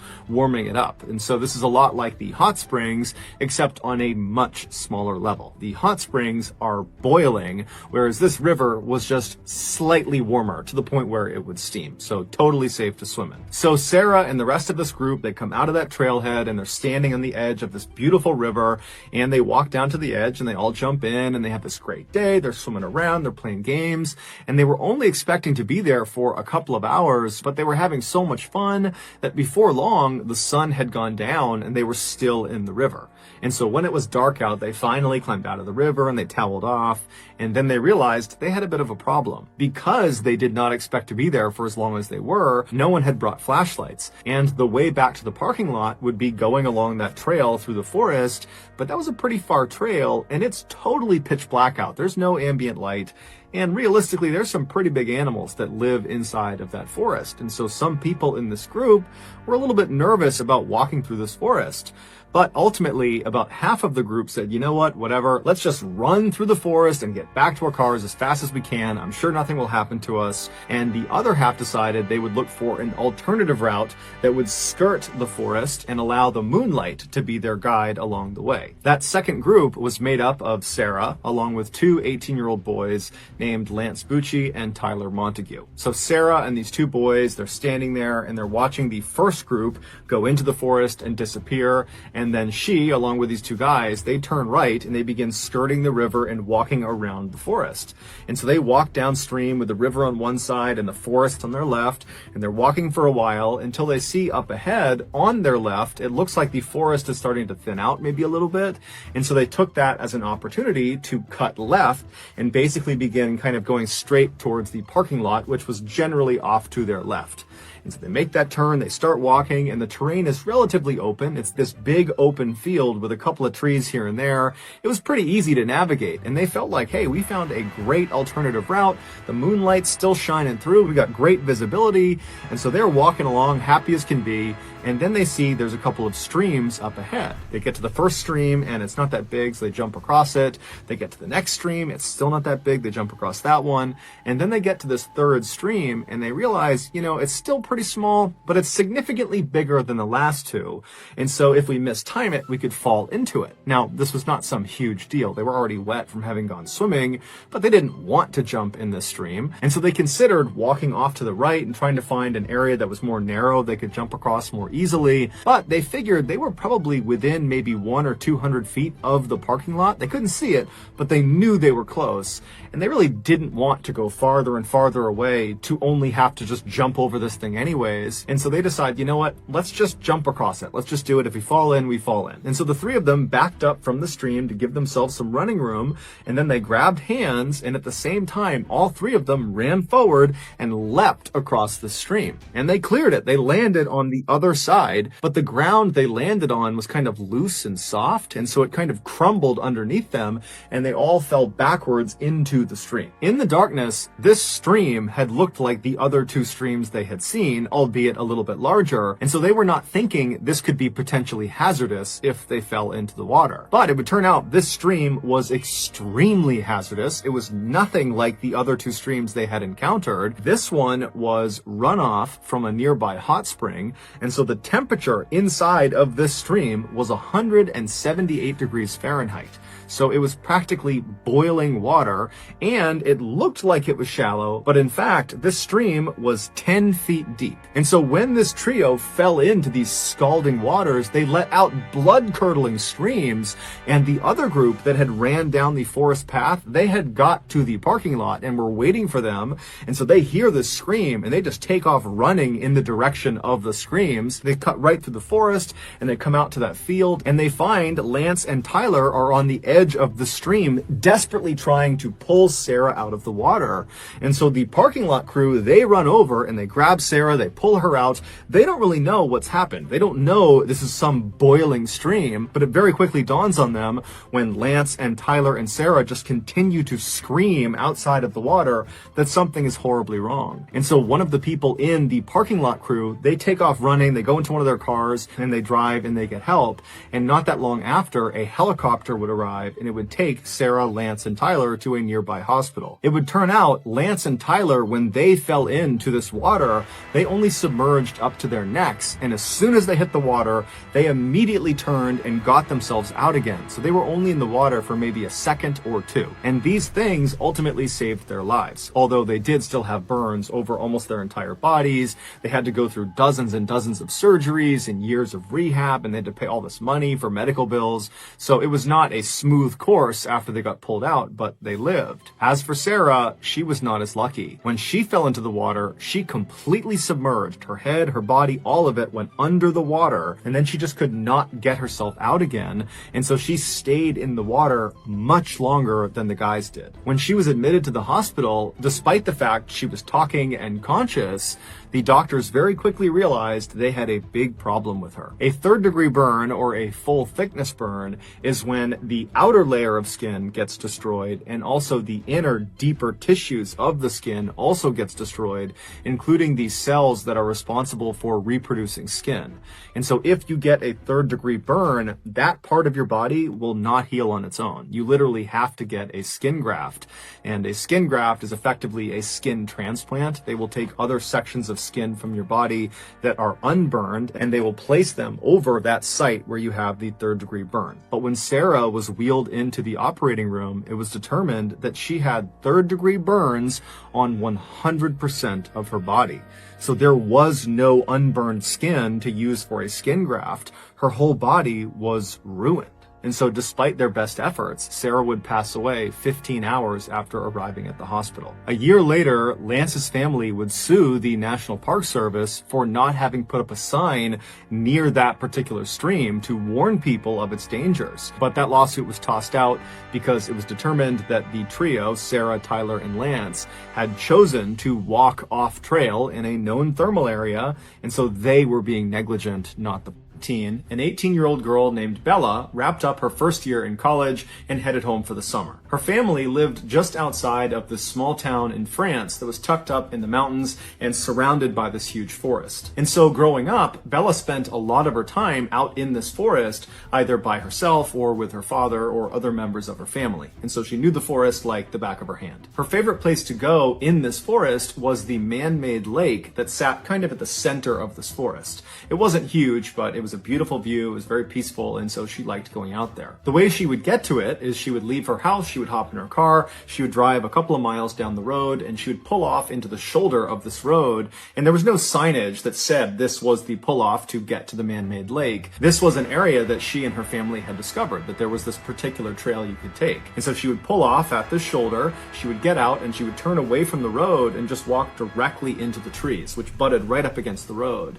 And very quickly, after walking into the woods, after going through some thick underbrush, she would reach this kind of clearing, and she would see up ahead this little stream. And off to the left side of this stream is what looked like this kind of beaten up little footpath, but actually what it was an animal trail. So animals just kind of made their way around this area all the time, and so it kind of carved out a path. And so Bella would walk down to this animal path, and she would walk along the path that kind of went parallel with the stream, and she would walk for maybe 15 or 20 minutes until this animal path veered hard to the left, kind of went away from the stream.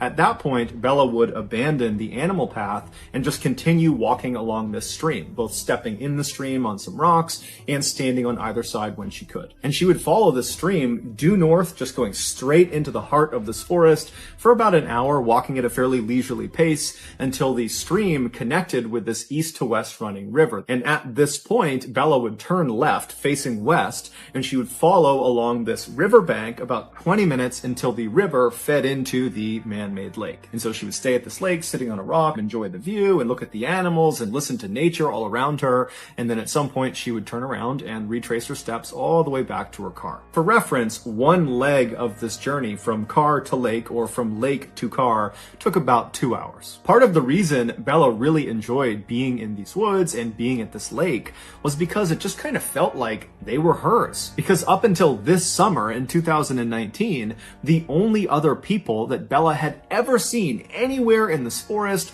or near this lake were other members of her family. So it really felt very private. So in June of that year, Bella comes home from college, and almost immediately she wants to go out to the man-made lake because she hasn't been in months. She's been in school, and so she's eager to get back to some place that she kind of considered to be her happy place. So one morning she gets up early, and by herself, she leaves her house, she hops in her car, she drives the couple miles down the road, she pulls off onto that shoulder, she parks her car, she hops out, she turns away from the road, she walks into the forest, she finds the stream and starts walking along that animal path right to the side of the stream. She walks for a few minutes until she reaches the point where the trail kind of cuts to the left, and she just stays on the stream and is just continuing walking along the stream. And about 30 minutes later, when she was maybe 1 or 2 miles short of the east-west running river, she hears a bell somewhere off in the distance, way out in front of her, out towards the river. It sounds just like a chime, a single chime. And as soon as she hears it, she stops because there's never any people out here ever, and that bell sound came from somewhere in the forest. And so she stops because she's not really sure if she actually heard that, because it could have just been her mind playing tricks on her or something. And so she stops and just kind of listens for a second, and then she starts to hear this bell just continuously start ringing. Now, the ringing was not uniform. It was constant, but it was kind of sporadic, as if you were holding a bell and kind of ringing it randomly, like you might see at a sports game.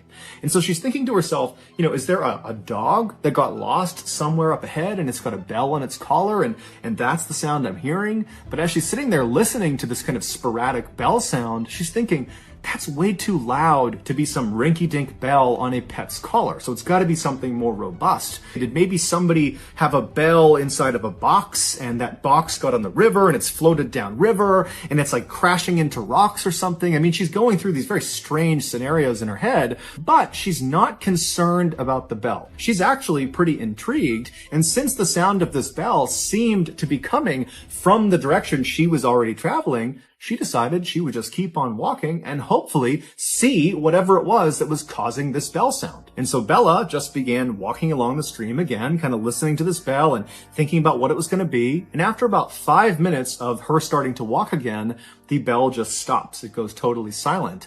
And when it does, it actually kind of startles Bella because she'd been listening to it so intently. And so she stops and she's listening, kind of expecting it to go off some more, but it doesn't. All she hears are the sounds of nature all around her. Now, Bella didn't have an explanation for what the spell was or why it stopped, but she really just wasn't that worried about it. She figured there was some sort of explanation for it. There had to be. And so she just kind of shrugged and kept on walking and put her focus back on getting to the lake. About 10 or 15 minutes later, Bella was still walking along the stream. She was still maybe a half mile or a mile short of the east to west running river when she sees up ahead on the left side of the stream as she's walking, there appears to be something laying on the ground that looks like it could be an animal or a rock. She doesn't really know what it is. And as she gets closer, she realizes it's a beaver laying on the ground, and this beaver is missing its head.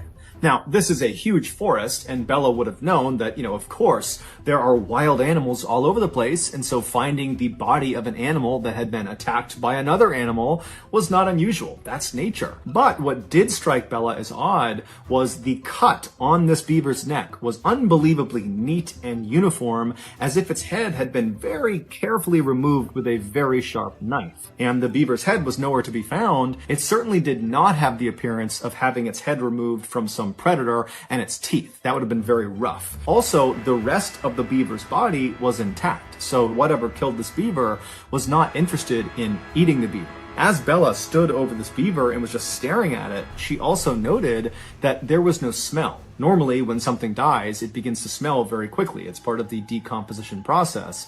And so for there not to be a smell indicated to Bella that this beaver must have been killed fairly recently.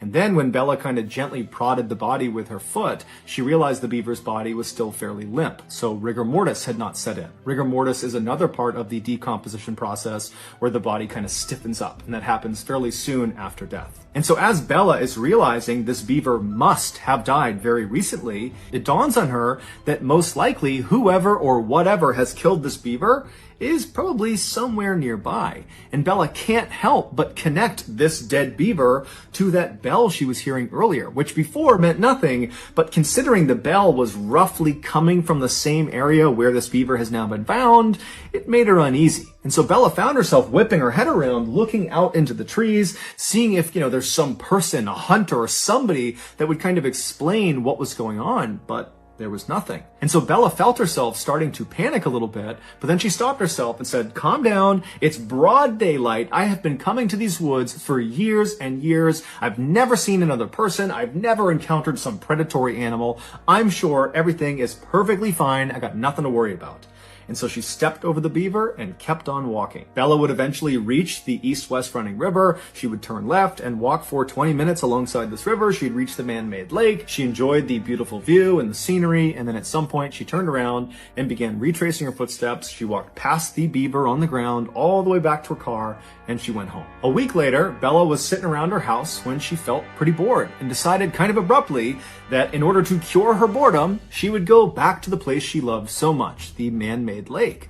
And so she told her parents where she was going, and then she left the house, hopped in her car, drove to the pull-off, and parked and entered the woods at 6 p.m. Sunset that night was at 9 p.m., and so Bella knew this would need to be a fairly quick turnaround so she didn't get trapped in the woods in the dark. And so Bella finds the animal trail. She follows along the stream until the trail goes left, and she stays on the stream. She continues walking on the stream when she starts to hear the distant sound of thunder. So she looks up into the sky through the trees, and she can see the sky is starting to get dark, but she's still a couple of hours away from sunset. And so between the thunder and the dark skies, she knows a storm is rolling in.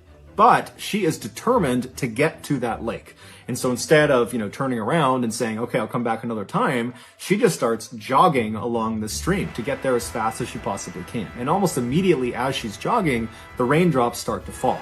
And by the time she passes the beaver corpse on the ground, it hadn't moved, the rain was really coming down. And then about 15 minutes after the corpse, when she hit the east-west running river, That's when the rain was at a full downpour. Still, Bella turned at the river and continued west towards the man-made lake as if she was going to go all the way, but only about a minute or two into this final leg. She still had about 20 minutes to get to the lake. She stops herself and she looks at her watch and she can see it's after 8 o'clock already. And she's thinking to herself, if I turn around right now, it's going to take me over an hour to get back to my car. Sun sets at 9 p.m. It's after 8 p.m. now. So already I know I'm going to have to navigate this forest at night in the dark, even if it's just for a little bit at the end. And if I go all the way to the lake and then come all the way back to the car, I'm going to be in the forest after dark for quite a while, maybe up to an hour. And she's thinking, I'm confident I can do that, but it's also pouring rain. I'm cold. If I get lost, this could turn into a very bad situation. And so she ultimately decides that even though she really wants to keep going, she needs to turn around. She needs to head back. And so she turns around and she walks back up alongside this east-west running river to where the stream fed into that river. She turns and begins walking south along this stream, headed back towards the car. On her walk, because the visibility was starting to get quite bad because it was so dark, she had her head down at the ground because she didn't want to trip. She's stepping on rocks. She's stepping on muddy areas. She wants to make sure her footing is solid. And so her head is down. The rain is pounding all around her. And she's walking for about 15 minutes when all of a sudden something hits her in the top of the head. And so reflexively, she looks up and kind of puts her hands in front of her face to protect herself. And she sees what she had just run into.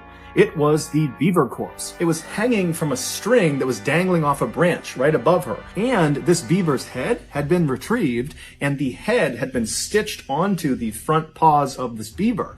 And so she's looking at this beaver that's dangling from this rope. It's carrying its own head and she's walked square into it. And her first reaction was basically to gag. She was going to vomit. She was so disgusted. And then she began frantically rubbing at her hair where this thing had made contact with her because there could be juices from the decomposition that got on her. And then after frantically kind of patting at her head for a second, she stops and something really terrifying dawns on her. Whoever strung this beaver up to this tree and then stitched its head onto its paws, they had done that in the last 30 minutes because 30 minutes earlier when she was on her way in, she remembered passing the beaver carcass on the ground. She saw it. It had not moved from where it was the week before when she first saw it. And now this beaver is strung up in the tree. And so as the wheels are turning in Bella's head, she realizes that if someone has just done this, then they are probably nearby. And at this point, it's really starting to get dark. The rain is pounding all around her, and she starts whipping her head around, looking in all directions to see if there's someone out there that did this. But as she's looking, all she sees is just dark forest in all directions. And she knows she's at least 1 hour, even if she runs from her car. And so suddenly, she is totally panicked, and in an effort to calm herself down, she says to herself, okay, I need to get out of here, but I have to walk. If I start running right now, this is going to turn into a complete nightmare. I just have to try to walk.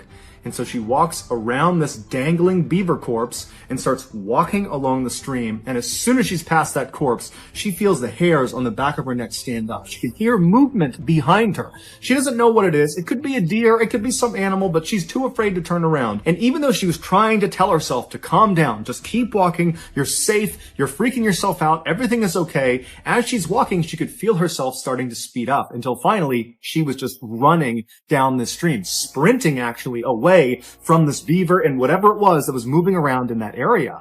And at some point, she got so winded from sprinting so fast that she came to a stop, maybe 5 or 6 minutes after seeing this beaver. And as soon as she comes to a stop and she's walking, she still hasn't turned around yet, she hears the sound of that bell. And right away, it's the exact same sound she had heard the week before. It's that kind of constant, sporadic sound of someone ringing a bell. But in her panicked state, she doesn't know where it's coming from. She's so scared. Her anxiety is so high. She doesn't know if it's behind her or if it's off to the side. It's now completely dark out. And so she is full-blown terrified. There is someone or something behind her that has strung this beaver up that's probably watching her, and she can't see them. Even though she's beyond winded, she can barely breathe. She just starts sprinting sprinting as fast as she can. And as she's stumbling and falling on the rocks and tripping because she's not really looking where she's going, in the background and all around her, she's hearing this bell chiming and she's hearing something moving around in the woods behind her. And she pulls her phone out of her pocket, her iPhone. And as she's running, she dials her father. She puts the phone to her ear. She's crying. She's panting. She can barely breathe. Her father picks up and she's so relieved to hear his voice, but she can't even make a sentence. She just starts crying and wailing and pleading with him.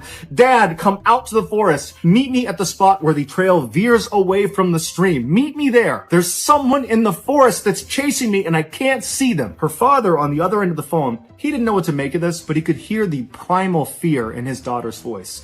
And so he didn't ask any questions. He said, stay on the line. I'm coming to meet you right now. So Bella's father and mother, with Bella on the line, they run out of their house. They hop in their car. They speed the couple miles down the road. They park next to their daughter's car. And as they're running into the woods, they can hear way off in the woods the sound of the bell. They can hear the bell. They hear their daughter screaming on the phone. They can hear the bell coming through the phone, and she's begging them to please come into the woods, come in here, save me. And so the parents run into the woods and they begin running up the stream. Meanwhile, Bella, who's way out in the woods, she's still 10 or 15 minutes away from her parents. She is barely able to run at this point. She's exhausted almost all of her energy. And as she's getting closer and closer to her parents, the sporadic bell sound is getting louder and louder and louder, like whatever it is gaining on her. And she can hear behind her all these sticks and branches. They're breaking as if something is coming up to her. And finally, when it feels like this bell is right behind her head, she just kind of stops in defeat. She's too far away from her parents. She can't get to them in time. And so it was almost like she had to turn around and finally look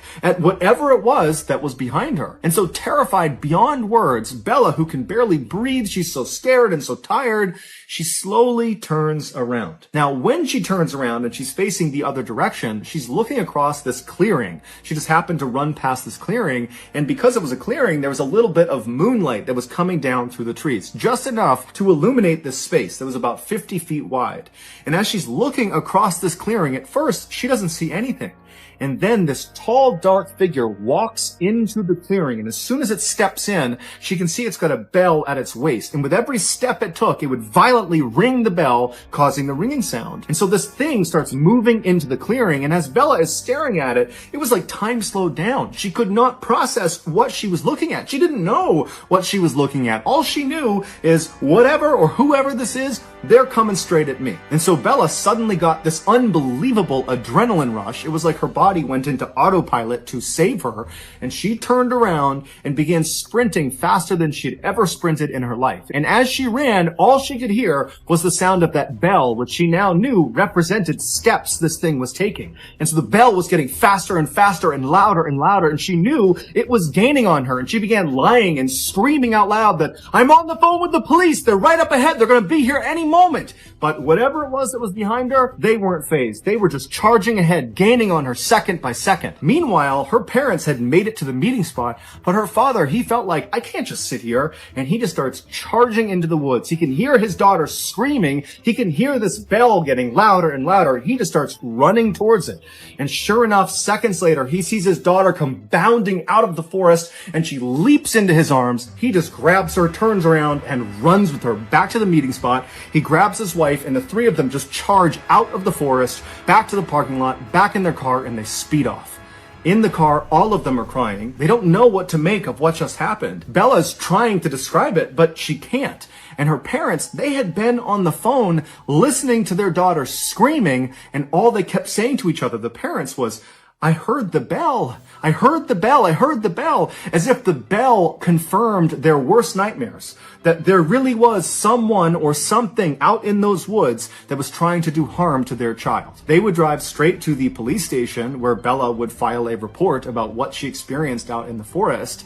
And then afterwards, her parents, as a precaution, took her to the hospital where she was determined to be okay, besides some bumps and bruises from falling down. The following morning, the police went out to the forest, to the area where Bella Bella had explained where she had been, and they searched all along that animal foot trail and all along the stream, but they never found any sign of this dark figure with the bell. Bella would tell police that she had a handbag, and as she was running back, she dropped the bag. She remembered where she dropped it along the stream, but when the police went to that area, the bag was gone. Also, the beaver was no longer there. It was not tied up to the tree. It was not on the ground. It was gone. The only thing police found that was out of the ordinary was they found a little ways off from the stream, basically along the path that Bella would have been running on, they found a t-shirt neatly folded placed underneath a rock. But the police and Bella and her family have no idea what that signifies. Ultimately, the police told Bella and her family that more than likely what she ran into was some kind of mentally unstable person that was living out in the woods,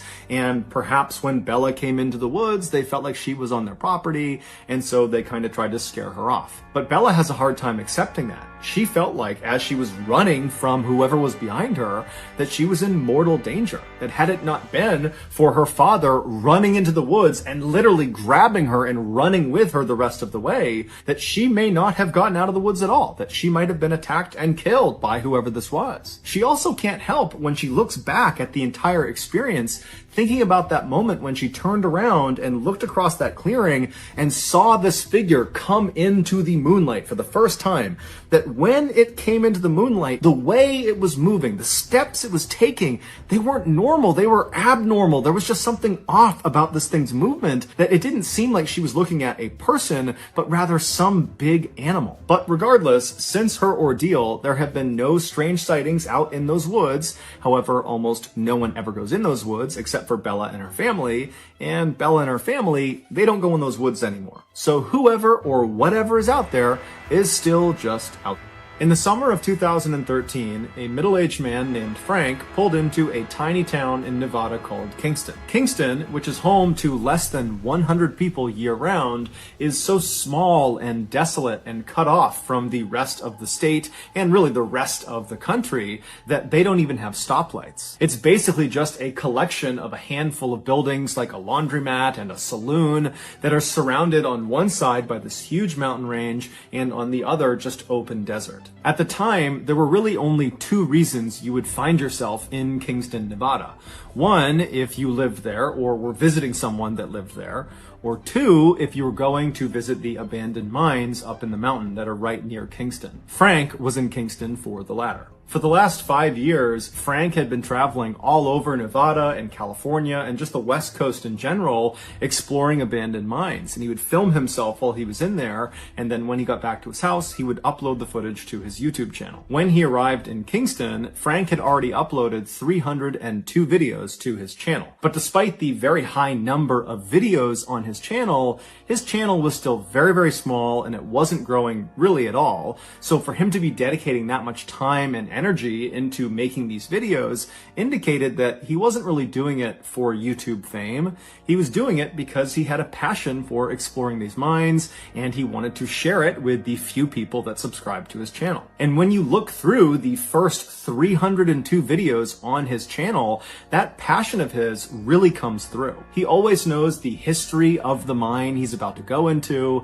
and when he goes inside, if he finds machinery or pieces of equipment that have been left behind, he immediately knows what they are, and he speaks about them with relative sophistication. He has this lingo that sounds like he understands mines on a really granular level. So when Frank arrived in Kingston in 2013, as far as we know, the only reason he was there was just to do what he always did, which is go explore a couple of cool mines, film it, and then put it on his channel. Except this time, Frank's adventure into these mines right outside of Kingston would be cut short by something he just could not explain. However, he captured it on film, and it's terrifying. The two mines that Frank was intending to visit were the Victorine mine and the Horton mine. The Horton mine was constructed first in the late 1970s, early 1980s, and when they built it, they expected it to be a gold mine, but there was no gold inside. So they constructed another mine about 900 feet above where the entrance to the Horton mine was.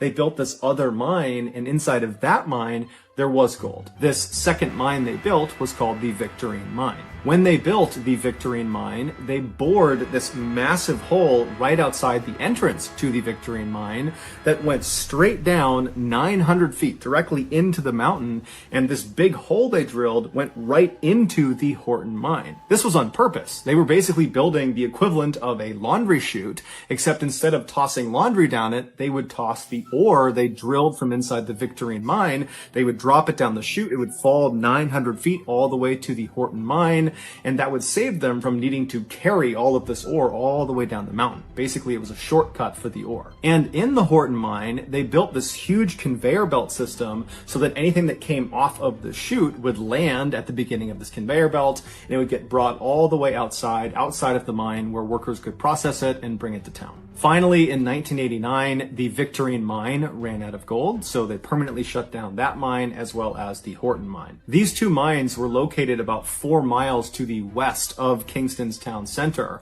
And so when Frank pulled into town, he moved to the western side of town and then found the access road that would bring him out to these mines. And so he just drove on this road that basically shot straight towards this huge mountain range. And after traveling about 4 miles, he reached this very sharp right turn that basically went straight up a mountain. And at this point, there's no more pavement on the road. It's a very narrow trail. It's hard to see. And so Frank would have parked his car, grabbed his camera and his equipment, and begun walking up this mountain. After quite a while, Frank would have passed a couple of run-down old cabins that were kind of overgrown. These cabins were used when these mines were in operation. They helped service the workers while they were out there. But since the mines were abandoned, so too were the cabins. And so when Frank got to these cabins, that would have meant he was very close to the entrance to both of these mines. Frank first went to the Victorine Mine, which would have been very easy to spot because right outside of its small entrance was this huge piece of what looked like scaffolding, and that was actually the opening to this huge chute that shot down 900 feet to the Horton Mine below. So Frank goes to the Victorine Mine and he has a look around, but either Frank didn't film his time inside of the Victorine Mine or he just didn't upload it because there's no video of him actually going into the Victorine Mine. His camera is turned on this particular day when he's left the Victorine Mine and he's walked all the way down to the entrance of the Horton Mine. And so we see this video. It opens up with the camera pointing at the entrance to the Horton Mine. And the entrance to the Horton Mine is very bizarre looking. The entrance, which is 20 feet tall, has all these long strips of metal plating that have been kind of anchored up all around the entrance to prevent the entrance from caving in on itself. But despite whatever functional value these copper plates might have had, the aesthetic result is very creepy and makes you not want to go in the entrance.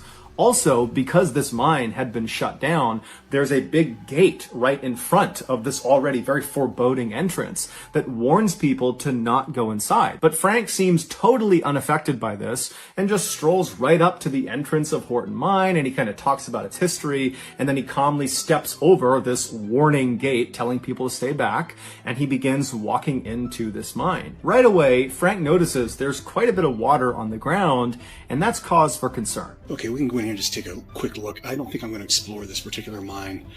There's a little bit too much water in here, and I know this mine is really old, but I just don't think it's wise to go in here when there's water.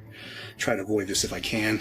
Frank's not concerned that there is water. It's that the water might be stagnant water. In these abandoned mines, there can be poisonous gases that accumulate, and when there is stagnant water, those gases get absorbed into the stagnant water. And so if Frank were to step into one of those puddles of water, he would release those gases from the water, the so-called bad air, and that can actually be deadly. But as Frank is standing there wondering if he should proceed, he looks down off to the left side, right inside the entranceway, and he notices there's some footprints. So somebody must have come in here recently, and so Frank decides, you know what, I'll go a little bit further in, I'll just be really careful of the water. Frank makes it about 10 feet inside of the entranceway when he lifts his camera up and he looks straight down into the mine, and you get your first look at really what the inside of this mine looks like.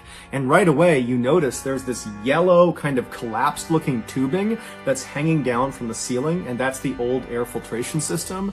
And then when Frank moves maybe another 5 or 10 feet farther into the mine, you see in addition to this air filtration system, there's also all these metal chains that are just kind of dangling from the ceiling, and they're all over the place. And both the tubing and the chains seem to extend all the way into the tunnel out of view. Those chains were previously used to hold up the conveyor belt that stretched the entire distance of this mine, which is 600 feet long. They held that conveyor belt up, which carried all of the ore from the chute out of the mine. Even though Frank has seen similar setups in other mines he's been into, he would say on camera that there's just something really odd about this mine, that it was really sketching him out, and he wasn't really sure if he should keep going. Yeah, this looks pretty sketchy. I'll go a few feet further in and check it out, but I think I'm going to pass on this one.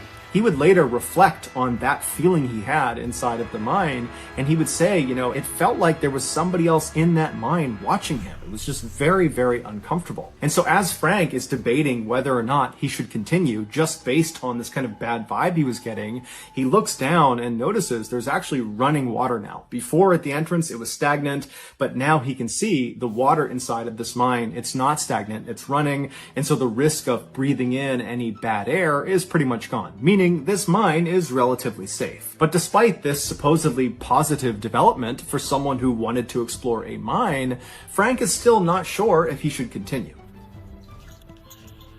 This is one of the creepiest mine tunnels I've ever been in, just because of how dilapidated it is and all these chains hanging down from the overhead, and there's a shot looking down the tunnel even further,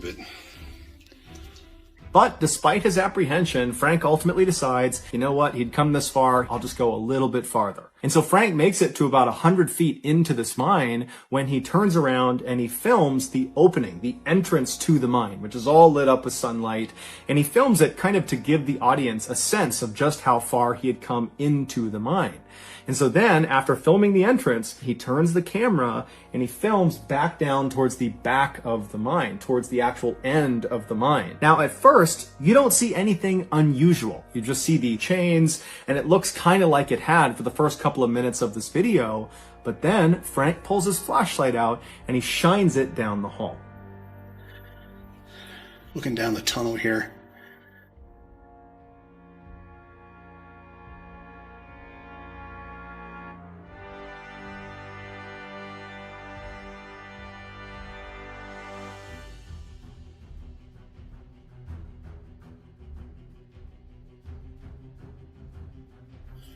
I don't know why that one chain is swinging back there.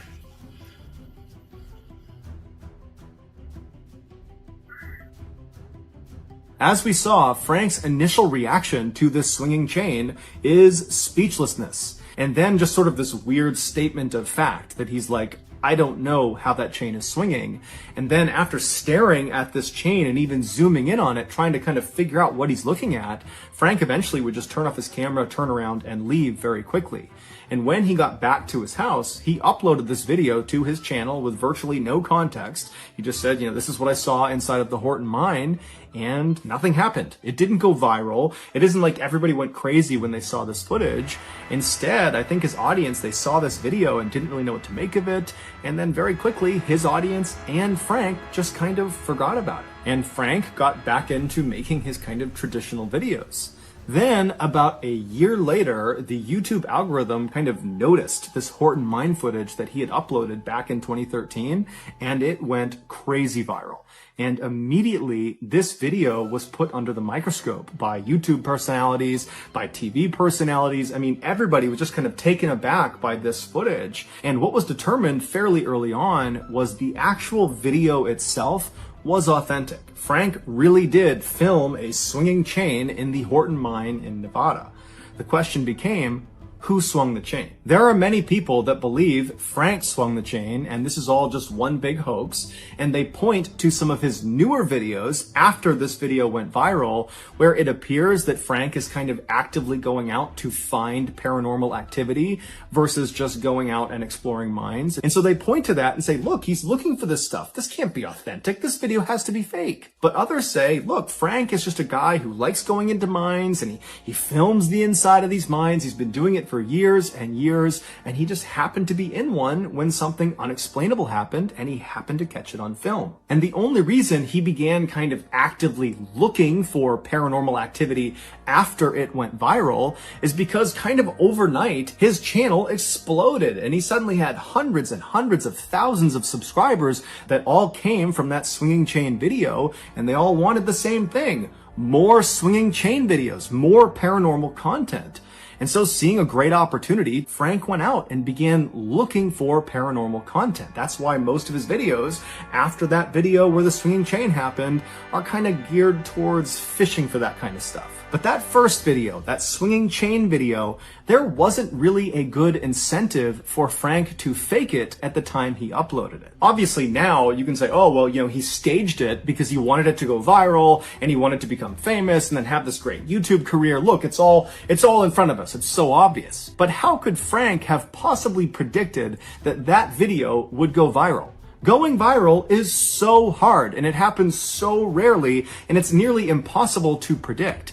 And so how could Frank, who had uploaded hundreds and hundreds of videos before, and none of them had come anywhere near virality, how could he have said, this is going to go viral? It's just such a long shot. It also seems very uncharacteristic for Frank to have been diligently uploading on this YouTube channel, which was basically a passion project, for 5 years. He's uploaded 302 videos, and all of them are the same. He's posting the same type of content very consistently for the same small, loyal following, and then out of left field, he uploads his ghost video with no context. Even if he was trying to go viral with this video, he would have known that the most likely outcome would be that the video did not go viral, and instead his small, loyal following that was used to a particular type of content would see this video and be like, why did he upload that? Or worse, they would think, is he faking this? Is this a hoax?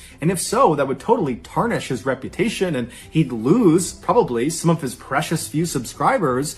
I mean, it just didn't feel like the juice was worth the squeeze. But regardless, even though lots and lots of people have said, you're lying, Frank, you're lying, Frank, you're lying, Frank, he said, I'm not lying. I was in the Horton mine. I filmed what I filmed.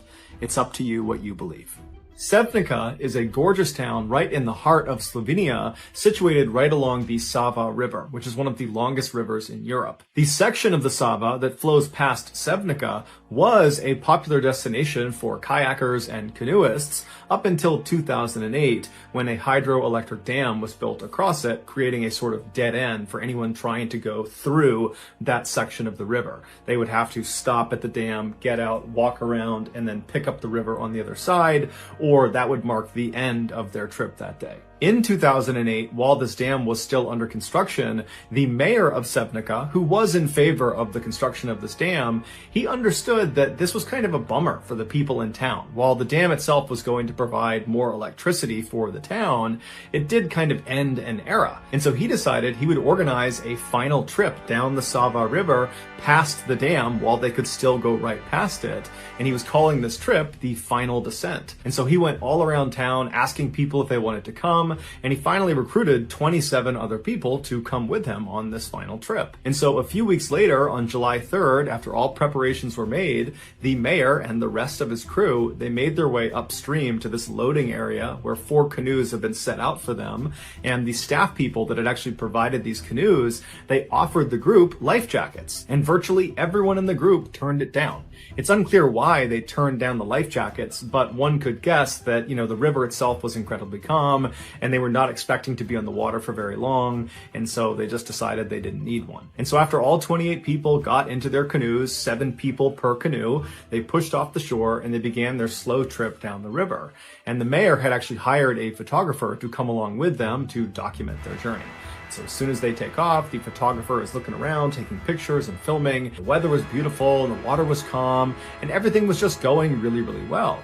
But about 15 or 20 minutes into their journey, they turned this corner and they got a clear view of the dam, which was about 1,000 feet away from them at the time. Now, the dam was not done yet. but it was pretty close to being done. And so the actual structure of the dam, it was built. And so even from 1,000 feet away, it was very obvious to tell that up ahead, there's these big cement archways where the water flows down over this dam. And the whole group pretty much immediately saw they had a problem. The plan, according to the mayor, had been they would get to this dam, but on the left side of the dam, there was going to be a strip of waterway that had not been blocked off yet. Because when this dam was complete, it would completely obstruct the river side to side. But because it wasn't actually done yet, the construction crew had told the mayor that, yep, the left side, there's going to be an area where you can basically just casually go right past. You won't go down the dam. It's totally safe. But here this group is on the water looking at the dam. And even from 1,000 feet away, it was obvious there was no side way to get around the dam. You clearly had to go through the dam, or you had to get out and go around the dam. Now, the river was moving very, very slowly. There wasn't a strong current. And so there wasn't some urgent decision that needed to be made about what they were going to do. The group intuitively knew that the right choice here is to, go to the side, get out of your canoes, and either go around or just end the trip right there. But the mayor and a few of the other people in the other canoes got the idea that, hey, why don't we just go over the dam? I know we're not supposed to, and the construction crew explicitly said, don't go over the dam. It's extremely dangerous. But from the looks of it, it doesn't look that bad. And truthfully, it did not look too bad. This was not some enormous dam with some huge drop off. It was actually a pretty small dam where the water kind of went down this fairly small embankment. It was maybe 10 or 15 feet long. And at the bottom of this embankment was some semi-rough water. But overall, it just looked like it might be kind of fun to go down this dam. Like you'd be going down a slide with your canoe. And so the mayor was really keen on doing this. He made it seem like it was going to be fun. It was going to be an adventure. So before long, 3 of the 4 canoes were fully on board with the idea of just going over the dam. The 4th canoe that was not prepared to go over the dam had the photographer in it. And they said, we're not comfortable with this, but we'll pull up next to the dam and we'll just film you guys going over the dam. It'll be really cool. And so after making their plans about who was going to do what, the 4 canoes continued down the river. And when they got about maybe 100 or 200 feet away from the entrance to this dam, the 4th canoe with the photographer pulled off on the left side of the river. They got out and the photographer lifted up his camera and he began filming the other 3 canoes as they made their approach into the dam. Now, the video from this photographer that was released to the public, it shows the first of these 3 canoes actually going into the dam. And you see these 7 people on this canoe. They're kind of happy and excited looking. They have nervous anticipation like they're about to start a roller coaster or something. And they're making their way into this dark section inside of the dam. They're basically going through the gates of the dam where they're going to go down this embankment. And as they go into the darkness, as you begin to lose sight of them, you see the back end of the canoe suddenly pops up because now they're going down the actual dam itself. They start sliding down and then you hear someone in the canoe start to scream and then it goes completely silent. And then the video just ends. That canoe, right after it slid down that downslope, it would reach the waters below, but the canoe would capsize, throwing everyone on board into the water. And these 7 people, they didn't even have a chance to catch their breath before they were sucked under. Not only because the water was rough at the bottom of the dam and kind of was churning and pulling them under, but also because this is a hydroelectric dam. And at the bottom of the dam, underneath the water where they were all these big openings to underwater tunnels. And these tunnels functioned like vacuums. It pulled water down inside and then ran the water past a turbine, causing it to spin, and that would generate the electricity. That's what the dam actually did. And so after the water was pushed past this turbine, it would be jettisoned out somewhere else downstream. Now, even though this dam was not fully operational yet, these tunnels and the turbines at the bottom of them, they were operational. So as these 7 people are dumped into these incredibly dangerous waters and they're getting pulled down towards these tunnels, the other 2 canoes, they have no idea what's going on with this first canoe. And so they just continue on and they go over the dam. The second canoe that went down the dam, they also capsized at the bottom. All 7 occupants were thrown out and they were sucked down underwater almost immediately. The third canoe that went over the dam, they did not capsize, and so after they cleared the dam and kind of paddled away, they began looking around for the other two canoes that should have already been down there. And there was nobody out in front of them, and so they turned around thinking maybe they're closer to the dam, and they don't see anyone, but they see one of the canoes is completely flipped over, and the other canoe has been broken apart in the churning waters right at the base of the dam, and they see the wood from this canoe just getting tumbled around. And so this third canoe immediately turns and tries to paddle over to the base of this dam to try to start pulling people out of the water. But when they get over there, there's no one there. The 14 people that had been in these two canoes, they're gone. Ultimately, 13 of the 14 people that fell in the water that day would perish, and one of the fatalities was the mayor. The only person who survived who fell in the water was actually the mayor's wife, who by some miracle managed to swim out of the grasp of these tunnels under the water and made it to shore. Over the next several days and weeks, police divers were able to eventually find all 13 bodies, one of which had traveled 25 miles away to Croatia. No information was given about the state of the bodies when they were found, and so we don't know if having been sucked down through these tunnels and forced past these underwater turbines played a role in their death. All the public knows is that all or most of these 13 people were sucked down into these tunnels and then they died. Located in the far northwestern section of Canada is the aptly named Northwest Territories. It is a massive swath of land that virtually nobody lives inside of. To make that point crystal clear, consider the following. The country of Germany has a population of 83 million people, give or take. The Northwest Territories is 4 times as large as Germany, but only has a population of about 50,000 people. In addition to being this huge and mostly unoccupied space, the Northwest Territories are almost completely wild. Think dense forests, huge mountains, massive rivers and lakes, and lots of really big animals. Even for highly experienced outdoors men and women, the Northwest Territories can be a truly hazardous place. And within this truly hazardous place, there is one part that is the most hazardous, and it's right in the middle of the Northwest Territories. And it's this 11,000 square mile stretch of just pure wilderness that's called the Nahanni Valley. In 1976, the Nahanni Valley was made into a national park. But don't let that fool you. This is not some family park that anybody can go to. There are no tourist accommodations, so there's no hotels, there's really nothing inside of it. And there are no roads that lead into this park. The only way you can get inside this valley is by plane or by boat or by very stressful and difficult overland hike. But for those who are able and willing to make the effort to get inside of this valley, you have the opportunity to explore one of the most beautiful places on the planet, because this section of the world is almost completely untouched by man. It is really nature at its purest form. However, there's a catch. This valley is said to be haunted. Over the last 10,000 years, the handful of native tribes that have attempted to settle inside of the Nahanni Valley have all either suddenly disappeared without a trace, like the Naha tribe, that literally overnight just was gone, leaving behind their shelters, their food, their supplies, just gone. No one knows what happened to them. Or the tribes have abruptly fled, claiming they were being terrorized or stalked by creatures lurking in the forest, like these white demons and these large wolves they called wahilas. Now, of course, this just sounds like folklore, and it might very well be that that's all it is, folklore.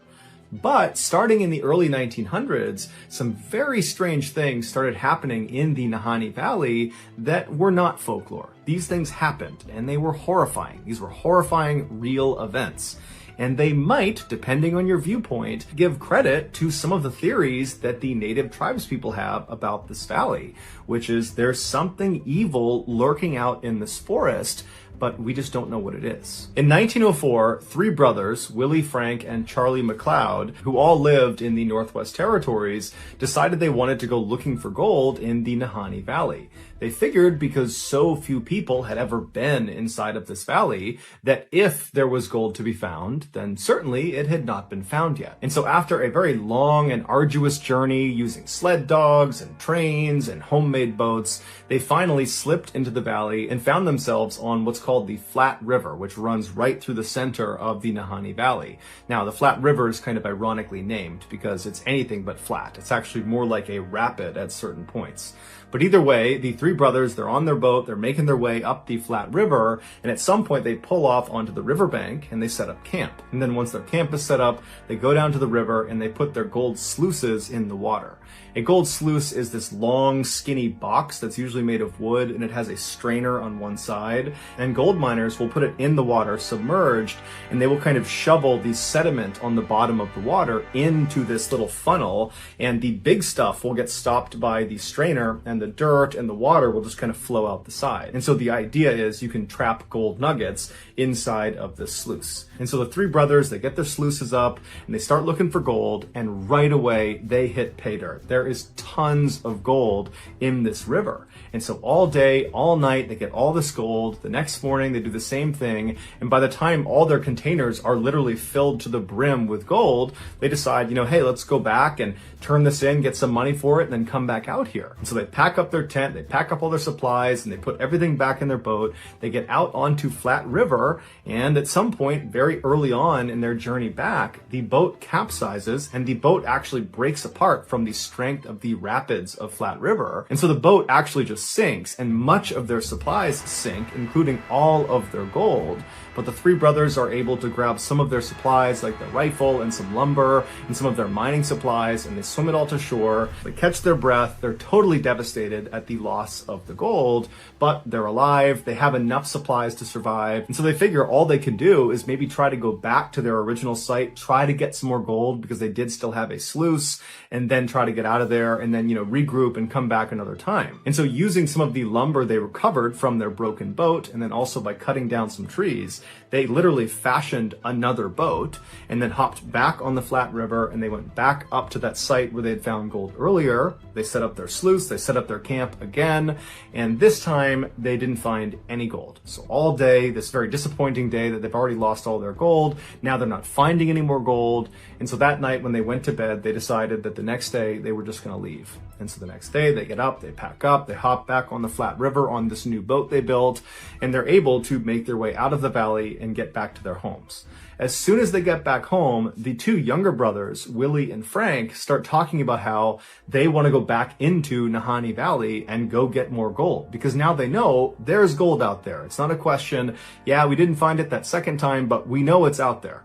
Charlie, the older brother, he wanted to get the gold, but he felt like, hey, that was a close call with the boat flipping over. I don't know if it's a good idea, so I'm actually not going to go. You guys can go, I'm going to stay. And so several months goes by, and Frank and Willie have been doing all this preparation for this additional trip into the valley. And finally, in 1905, they're ready. And so Willie, Frank, and a third man called Robert Weir, who was a friend of theirs, he was going to replace Charlie. The three of them, they make their way up into the valley. Now, they didn't tell anyone how long they were going to be gone for, and so when they didn't send any word and no one had heard from them in weeks, Charlie was actually not that concerned because he knew there was lots of gold to be had out in the Nahanni Valley, and so he figured they must have struck it rich, and now they've decided to live out there long term, or at least maybe through the summer, or maybe the next year, and so he wasn't concerned, and because he wasn't concerned, nobody else was concerned about these three men. And so weeks turned into months, turned into a year, and still no one's heard from these three men. No one's heard from Willie, Frank, or from Robert, but still Charlie maintains that nothing can be wrong because there's three of them out there. They're incredibly experienced. There is a ton of gold out there. I'm sure they're just killing it and they're just acquiring all this gold, and we're going to see them in the next couple of months maybe, and everything's going to be just fine. But a whole other year would go by. So they've been out there for 2 years and no one has heard from them. And at this point, Charlie thinks to himself, okay, I have to go out and see if they're okay. And so he rounds up 4 other people from his town, and he mounts an expedition to head back into the Nahanni Valley to go find his 2 brothers and find Robert Weir. Charlie and his search party eventually, after yet another long and arduous journey, they get into Nahanni Valley and they get onto the Flat River. And so they start making their way upstream along Flat River. So it must have been a very treacherous journey getting through the rapids of this river. And the whole time they're scanning the left and the right side, hoping to see some sign of life. They're looking for any indication that these 3 men are out here and just fine, but they didn't see any sign of them. And so they finally made their way all the way up to the very end of Flat River, or I should say the very beginning of Flat River, where it breaks off from a much larger river called the South Nahanni River. And once they turned onto the South Nahanni River, they began going downstream. And again, they're looking on either side for any sign of these 3 men. There's no sign of them. And then the river they're on takes a very sharp turn. It's actually called the Big Bend, and it's about a 45-degree turn. And as soon as you make that turn, it dumps you into this 10-mile stretch of river called Second Canyon. Now, along South Nahanni River, which is about 350 miles long, there are these 4 canyons that the water passes through. And they're labeled 4th Canyon, 3rd Canyon, 2nd Canyon, and 1st Canyon. And these canyons are massive. These sheer cliffs on either side of the river shoot up to 3,000 feet above the water, and in some parts, the water is actually just as deep, thousands of feet deep.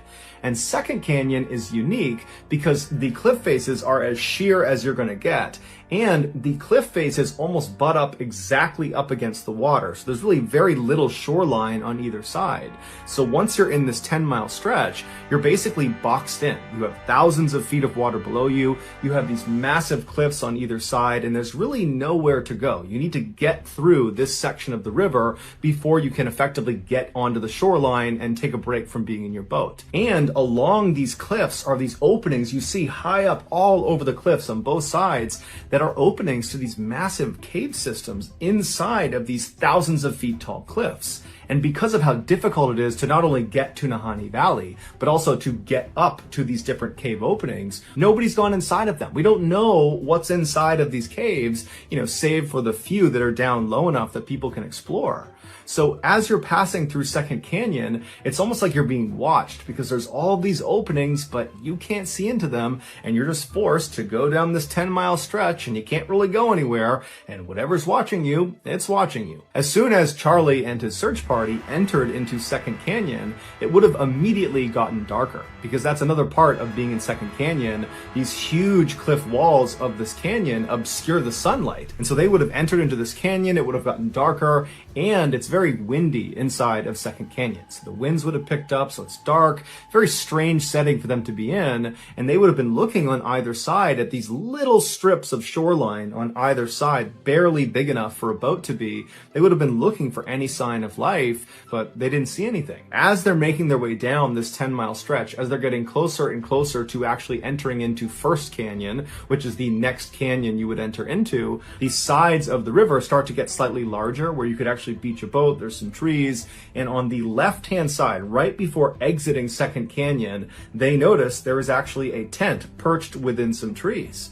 And so the search party naturally goes right over to the shoreline, they hop out, but as soon as they step foot on land and they have a clearer view of this tent and what's outside of it, they notice there is a body clearly lying on the ground outside of the tent. And so Charlie and the search party, they run over, and as soon as they're up close, they can tell this body is missing its head. And they see the clothes on this body are totally charred and burned, and whoever this was, they were reaching with their right arm when they died. And right outside of the reach of their right arm was a rifle that was propped up against a tree. And so they walk around this one body, and they go around towards the backside of the tent where the opening to this tent is, and they find another body, another very badly decomposed body, and it's positioned kind of halfway in the tent and halfway out of the tent.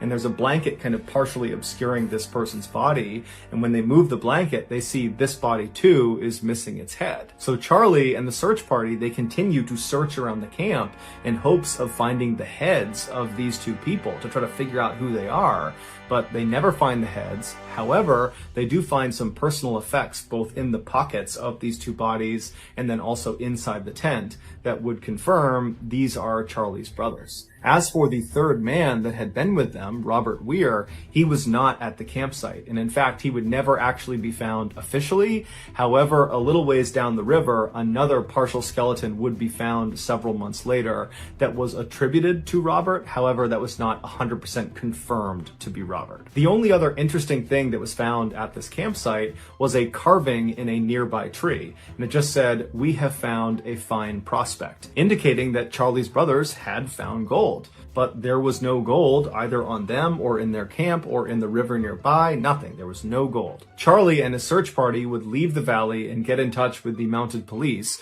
who would come out to the site where the brothers had been found. They would launch an investigation, and ultimately they would come to the conclusion that all three of these men, the two brothers and Robert, had starved to death, and then after they had perished, animals had taken them off, which is why Robert was found so far away and why the skulls were missing from the two brothers. Now, Charlie did not believe that. He believed they had been attacked by native tribes in the area, but the police were not buying that. They said this was a natural thing, this was an accident, and so that's that. When the story of these two decapitated men made the news, people went crazy about this. People were very divided about what they thought really happened. There was a percentage of people that believed that partial skeleton that was found, that was not Robert Weir. He had not died. He had murdered the two brothers, decapitated them, and then made off with their gold. The other percentage of people believed that all three men, the two brothers and Robert, had been attacked by a person, a group of people, an animal, a creature, something. There was some sort of attack. And that's why the two brothers were in those positions that indicated they had encountered something horrifying, with one brother reaching for the gun and the other appearing to have leapt from his bed before he ultimately died. But regardless of which side you fell on, pretty much everybody at the time who heard about the story became terrified of the Nahanni Valley. Specifically, they became terrified of that stretch in Second Canyon where the two brothers had been found. And so actually that stretch got renamed the Headless Valley, and from that point forward, that's all it was known as. And so even though there were obvious gold prospects in the Headless Valley and all along the South Nahanni River and the Flat River, people, after this story broke, were just not prepared to risk going in there and potentially becoming another victim. And so people kind of stayed away from Nahanni Valley. 8 years later, though, in 1913, a gold prospector named Martin Jorgensen decided, you know what, I'm not going to let some scary stories about some headless men and, ghosts and killers on the loose. I'm not going to let any of that get in the way of me taking gold out of Nahanni Valley. So all on his own, Martin makes the arduous trek inside of Nahanni Valley. He makes his way up Flat River, and he finally finds a spot about 70 miles upstream of where Headless Valley was, and he actually built a one-room cabin because he was going to stay there through the winter, and then the plan was he would meet up with his partners the following summer. And so right after he got there, he set up his sluices and he started mining for gold, and apparently he found a lot of it because he sent word back to his partners outside of the valley that he had made it rich. And so his partners were really excited to meet up with him the following summer and see how much he got, because they planned on going back into the valley with him that summer. So that summer rolls around, his partners go to the meeting spot right outside the valley, but Martin doesn't show up. And so his partners, they stay outside at this meeting space for several days until finally, when he doesn't show up, they decide, we have to go in there and see if he is okay, because at this point he should have been here. There's no excuse. And so they end up going into the Nahanni Valley. They make their way up Flat River, and they go roughly to the area where they knew he was staying based on the message he had sent earlier. He had described where he was staying, and they actually found his cabin, or I should say they found what was left of his cabin. His cabin had been completely torched, burned to the ground, and laying on the ground next to the burned out cabin was the burned out remains of another headless corpse. And this corpse belonged to Martin Jorgensen. The police did a thorough investigation, but they were never able to determine what actually killed him. The police did not connect Martin's death with the two McLeod brothers' deaths, even though they were all decapitated. They were in roughly roughly the same area, and it happened within a few years of each other, and they looked very, very similar, even though that all was true, the police said, nope, these are totally separate. Martin died for some reason, and then animals took parts of him away, and that's why his skull is missing. Martin's skull was never located, and the gold that Martin claimed to have struck it rich with was also not at the cabin, not on him. There was no gold anywhere in the vicinity. When Martin's death made the news, people went crazy, and despite the police assuring everyone that his death was not connected to the McLeod brothers' deaths, even though the police were saying that, the public didn't see it that way. It was just too easy to connect one decapitation with two other decapitations that have happened close together in a relatively short time frame, and so a lot of people assumed there must be a killer on the loose somewhere in Nahanni Valley. 7 years later, in 1921, the rumors of a killer on the loose were still alive and well when gold prospector John O'Brien and his partner decided, you know what, despite the rumors of the so-called killer or whatever's going on in the Nahanni Valley, let's go into the Nahanni Valley and try our hand. Let's try to get some gold. And so the two of them made their way into the valley, and they set up camp in Headless Valley, not far from where the McLeod brothers had been found decapitated. So they set up their camp, and they're there for a couple of days. They're doing well. They're finding gold. And then at some point, John tells his partner that he's going to go out and check all of their traps along the river, and he'll be back in about 8 or 9 days. And so his partner waits 8 or 9 days, and John doesn't come back. A couple of days after that goes by, and now John's past due, and so the partner decides he has to go out looking for him. And so there was another gold prospector in the area, and so this partner contacted him, and the two of them went to the river and began walking upstream until they found John. And he had frozen to death, but it was very interesting the way he was positioned. He was sitting in front of this obviously previously lit campfire. He wasn't hunched over. He didn't look like he was in pain. He looked like he was just enjoying the fire. There was nothing on his face that indicated discomfort or pain or fear. He was even holding the matchbook in his hand. It was like he was just sitting there enjoying the fire when something caused him to suddenly freeze. In fact, witnesses would say John looked like he had been flash frozen, as if it had happened in a matter of seconds, because it didn't look like he had reacted properly to freezing to death. And the police, when they came out, they would say, you know, this is odd. This is odd the way he's positioned. But ultimately, he died because he froze to death. And so there's no foul play here. And so no further investigation is needed. 5 years later, in 1926, a hunting party that included a young woman named Annie Lafferty was camping out along the Flat River inside of Headless Valley. And so that night, they're all kind of joking around the fire. And then at some point, they decide to all go to sleep. And then the next day, when everybody gets up, Annie is no longer in camp. And there's no sign of where she went. And so they begin by yelling out and walking around the immediate vicinity to see maybe if she stepped away for a minute, but Annie's just gone and no one knows where she went.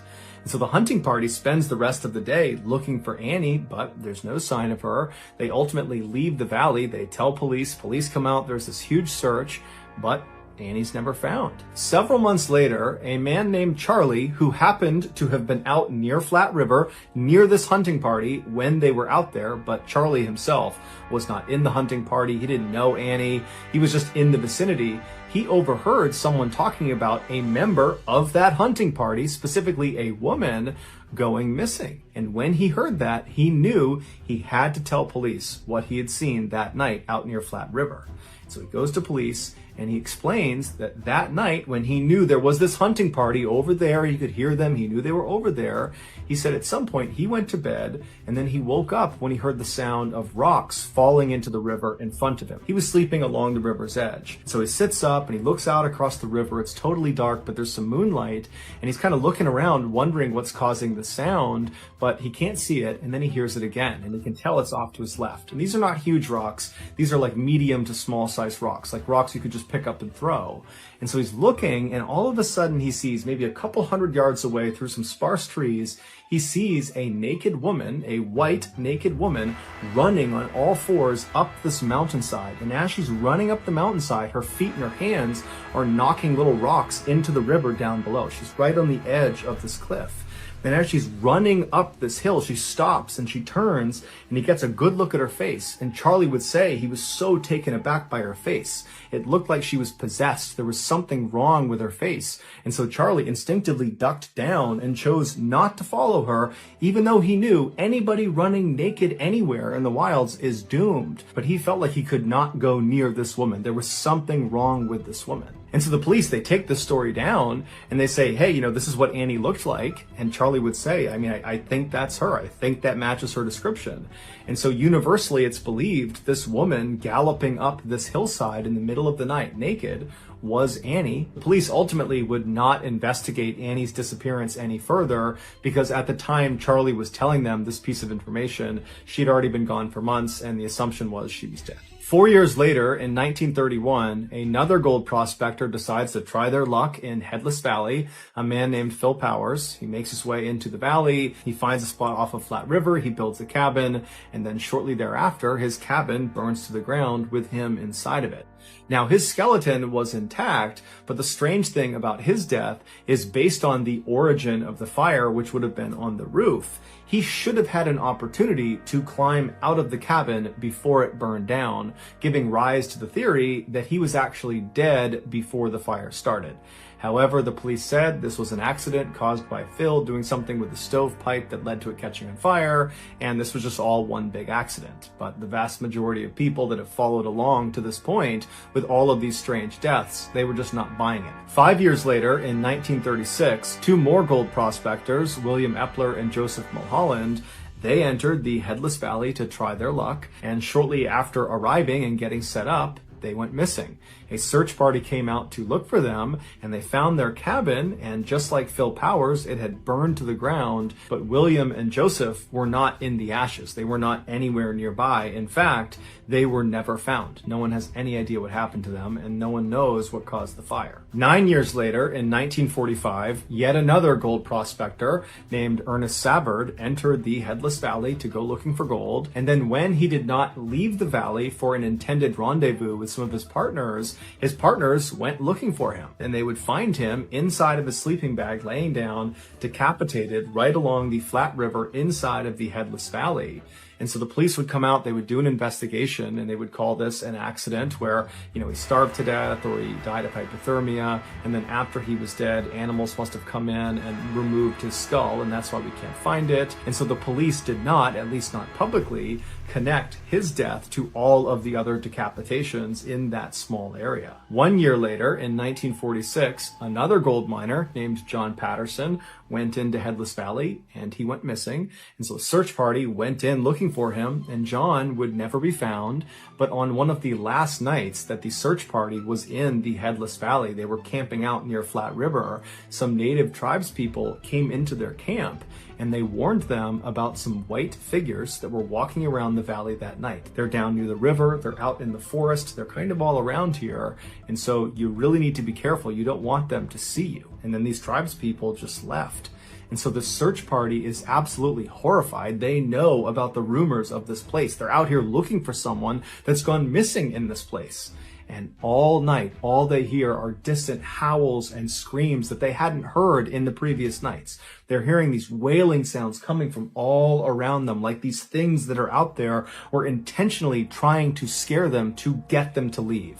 It felt like they were not supposed to be there. The next day, first thing when they got up and they left, the leader of that search party would say he just felt like the whole valley was totally sinister, and that constant wailing they heard the night before, he said he will never forget. From the mid-1940s onward, there have been far less strange incidents reported inside of Nahanni Valley, but one could attribute that to the fact that far less people have been going into Nahanni Valley ever since the 1940s. And in recent times, huge segments of the park have been permanently closed. The park has said the reason they're doing that is to protect that segment of the park. But other people have speculated that at least part of the reason why they're closing these segments, many of which are right near the Headless Valley, is because they're trying to protect people from getting anywhere near whatever it is that's lurking inside of that park. But regardless, it is still a fact that over the last century, there have been dozens and dozens and dozens of people that have either gone missing or who have died under very mysterious circumstances inside of this valley. And the truth is, nobody knows why.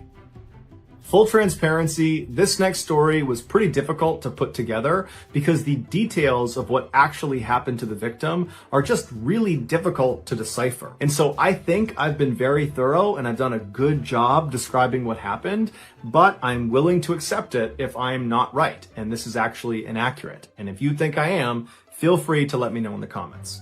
With that said, here we go. In 1974, 18-year-old Debbie Stone landed what she considered to be an amazing summer job. She was hired to work at Disneyland in Anaheim, California. Her specific role was to be a hostess at a brand new attraction called America Sings. Disney had basically converted an old carousel, which is a ride that spins around in a circle. They had converted it into a rotating stage, and they put up partition walls all along this rotating stage to create 6 distinct stages on this rotating stage. And so on each of these 6 stages were different sets of these robotic animals that played different songs about America. And so the way this would work, if you were in the audience, is you would walk into this theater that looked like a single theater with one stage right in front of you, but really what you were looking at is one of these 6 stages. And so the audience would sit down, they would see one of the acts, they'd see one performance on one of the stages, and then the stage would rotate. And so the audience would remain in the theater until all 6 stages had rotated in front of them and played their 2 to 4 minute long act. Debbie's job at America Sings was at the beginning of these shows where the audience would watch all 6 acts. She would go up before the very first act, she'd go on stage and she would greet the audience. And then the show would start, it would filter through all 6 of the stages, and then Debbie would get back on stage and she would say goodbye to that group of audience members. It was a simple gig and Debbie seemed to like it. And so on July 9th of that year, which was 9 days after this attraction had opened, and so it was 9 days after Debbie had started her job, Debbie was asked to come in for an evening shift. And so she left her house and she made it out to the attraction at about 10 p.m., which was right at the start of a show. And so she went right inside, she hopped on stage, she greeted the audience, and then she left the stage and the show began. And so over the next 30 minutes, all 6 of the stages performed their acts. And then after the 6th act was done, Debbie dutifully climbed back onto the stage. She said goodbye to the audience. And then as that audience was leaving the theater, she turned around and walked towards the back of the stage she was on. What happened next requires some additional explanation. Each of the 6 stages that made up this attraction had a fairly tall back wall.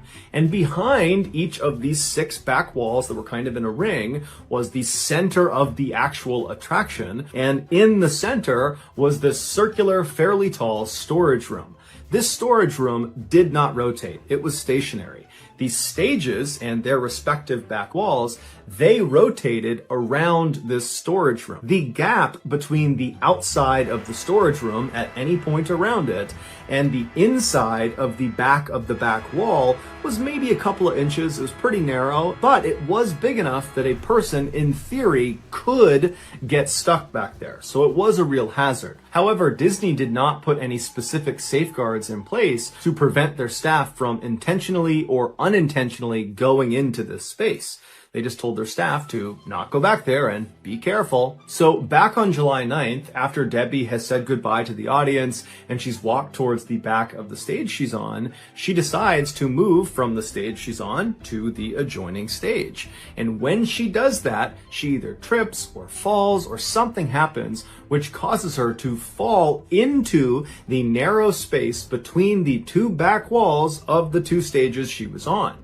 And so she falls through that gap and then gets wedged between the outside of the storage room and the back of one of the back walls. She tries to pull herself up and pull herself out of the space, but she realizes she's stuck. And so she starts to panic and she starts screaming for help. None of the staff hear her, or they don't recognize that this is a real call for help. And this new wave of people that are coming in, the new audience, they're all talking loudly. There's music playing. They don't really hear her. And anyone that actually did hear her calling for help, they would later say they thought it was part of the show. And so as Debbie is screaming bloody murder, she cannot get out of this gap, this narrow gap she's stuck in. These stages, they start to move. because the show is going to start. And because Debbie has nowhere to go, when the stage began to rotate, she got forcibly dragged and twisted and rolled, and her body began to contort, and bones started to break, and she was forced to continue moving through this narrow space because the stage was just going to keep on going until it reached its next position. And so finally, after it dragged her all the way to its next position, Debbie didn't die. She was grievously injured. She probably had dozens of broken bones, but she was alive, and she's still totally stuck, and she's screaming with every ounce of energy she has. But again, the audience, even though they heard her screaming, they assumed it was part of the show. And apparently the staff also heard her screams and convinced themselves it was just no big deal. And so 2 to 4 minutes later, when the act was complete, the stage began to rotate again. And so Debbie again is rolled and contorted and crushed and dragged and smashed and broken as the stage again rotates to its next position. And she's still not dead. She's screaming out for help. No one is coming to help her. And so the entire show would play out, with the stage rotating through all of its sections. And then finally, at the end of the show, when one of the audience members alerted the staff that, hey, you should really go check out that screaming we heard. And at that point, they went for a look, and they discovered Debbie, and she was very obviously deceased. Disney would pay a small settlement to Debbie's family, and then they would put up a number of safeguards on the America Sings attraction to make sure something like this never. Japan is comprised of 4 major islands. The northernmost island is called Hokkaido, and on Hokkaido there is this beautiful national park called Daisetsuzan that is nicknamed the Playground of the Gods, because the park is basically all these huge mountains that stretch up into the clouds. The tallest mountain inside of this park is Mount Asa Hidake, which reaches an elevation over 7,500 feet, and it is a very popular hiking destination. The trail that brings you to the summit of Mount Asa Hidake is considered relatively straightforward. It's pretty much just a straight line. But there is one very tricky spot. On the way up, as you get closer and closer to the summit, the trees begin to disappear, and you're left with this kind of open landscape where the trail becomes fairly ambiguous. It's hard to know where you're going. And so hikers are instructed to look for a landmark, which is this big square boulder that's known as Safe Rock. And once you get to Safe Rock, apparently the rest of the trail is easy to identify and follow all the way up to the summit. There's a catch though. In the same area as Safe Rock is another large square boulder that looks exactly like Safe Rock. And this imposter is called False Safe Rock. If a hiker confuses False Safe Rock for the real thing and then attempts to take the path leading away from the imposter, they will be led down a path that many people have gotten lost on. At first, it will feel like you are making progress towards the summit of the mountain, but eventually the trail begins to gradually go downhill. Now, you would think that would be a fairly obvious red flag if the trail is going down and you're trying to go up to the summit, that probably something's gone wrong here, you've taken a wrong turn. But put yourself in the mind of someone who's made this mistake. In their mind, they reached the landmark of Safe Rock, although it was the imposter, False Safe Rock, and so they think they're on the right path. And if this is their first time being on this mountain, which a lot of people it is, they've probably convinced themselves that they've gone the right way and just keep on going. And so if you just keep on going and you don't recognize this mistake, about a mile away from False Safe Rock, you enter into this valley that's completely overgrown with thick bamboo. It's very swampy, and there's lots of very steep cliff drop-offs. And once you go inside of this area, you can't see anything because the bamboo is so tall and so thick. And so it's very easy to get turned around, and it's pretty easy to accidentally walk off of a cliff. And so over the years, hikers who have accidentally taken the trail leading away from False Safe Rock have gotten lost in this treacherous area, and not all of them have come back. In July of 1989, 2 men from Tokyo were hiking up the trail towards the summit of Mount Asadake when they reached what they believed was Safe Rock. However, it was not. It was False Safe Rock. And so when they followed the trail leading away from False Safe Rock, it was not long before they were lost in that valley overgrown with bamboo. That night, when these 2 men did not come home, their friends and family called the police, and a search was launched for them. Over the first couple of days, there was no luck. They could not find these 2 guys. guys. They had no idea where they had gone. They looked all over the swampy area thinking that's where they might be, but they couldn't find them. But then on July 24th, a helicopter was flying over the mountain over an area that had not really been thoroughly searched. It was just to the east of that valley with all the bamboo where they expected them to be. And this helicopter pilot, as he went around a corner, he got a view down to the midsection of the mountain, and he saw this big, wide open clearing. And right in the middle of this clearing are 3 huge letters. They are spelled using birch logs, and the 3 letters are SOS. SOS is an international code used to signal extreme distress. People who go missing or who get stranded somewhere, they will try to spell the 3 letters, SOS, as big as they possibly can, and then they will camp out near their signal in hopes that someone will see it and then come and rescue them. This helicopter pilot that's seen this distress signal immediately flew over the letters, expecting to look down and see the 2 missing hikers from Tokyo.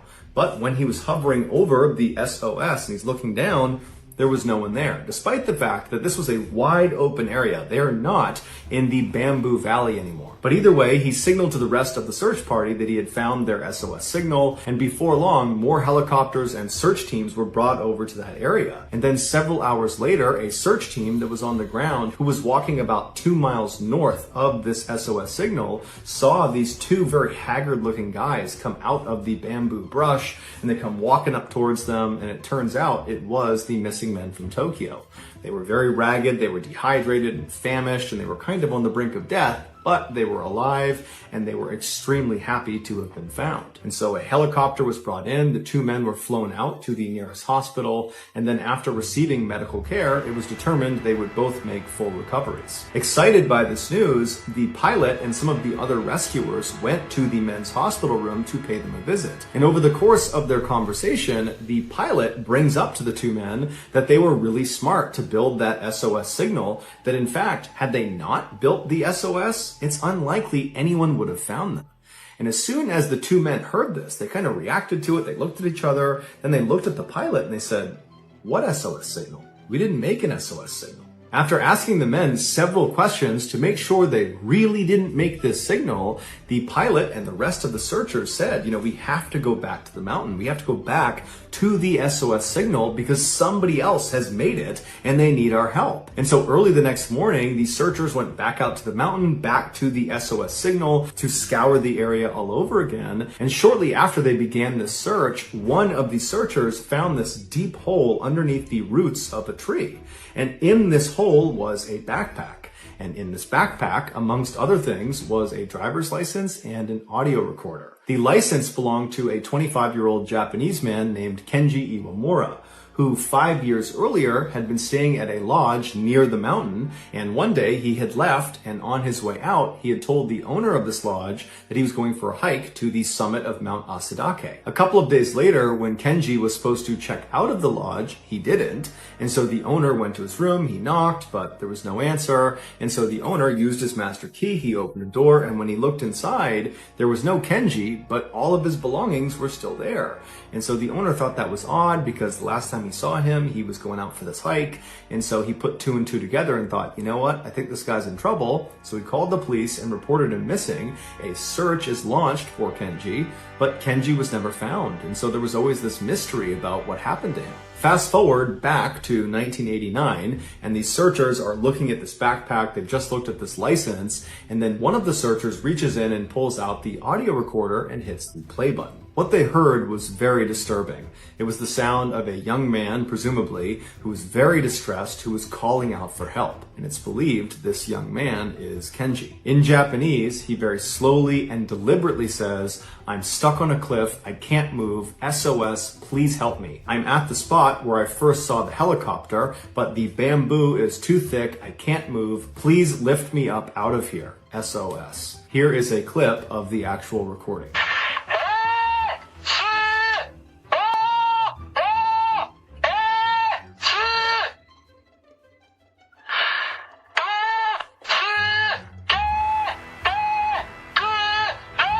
At this point, it seemed fairly obvious to police that based on the proximity of the backpack to the SOS letters and the fact that the recording, which was in the backpack, had Kenji literally saying SOS. He says this on the recording, that Kenji must have been the one who built this SOS sign.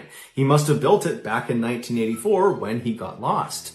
And so now that the police believed they had solved the mystery of who built the SOS sign, they now needed to figure out where this person went. Where was Kenji? And so over the next several hours, searchers continued to look around the immediate area of where this backpack was found, and soon they would discover something that, according to police, solved this 5-year-old mystery. They figured out what happened to Kenji. Now, there is no official police narrative, at least not online, that explains step by step what happened to Kenji. So what I'm about to share with you is what I was able to deduce from all of the official reporting that I could find online. In 1984, Kenji left his lodge and headed for the summit of Mount Asahidake, and on the way up, he most likely mistook the false safe rock for the safe rock, and just like the two men from Tokyo would do 5 years later, Kenji went down the wrong path and got lost in that valley covered in bamboo. At some point, Kenji stopped trying to find his way back to the trail and instead tried to just go down the mountain any way he could.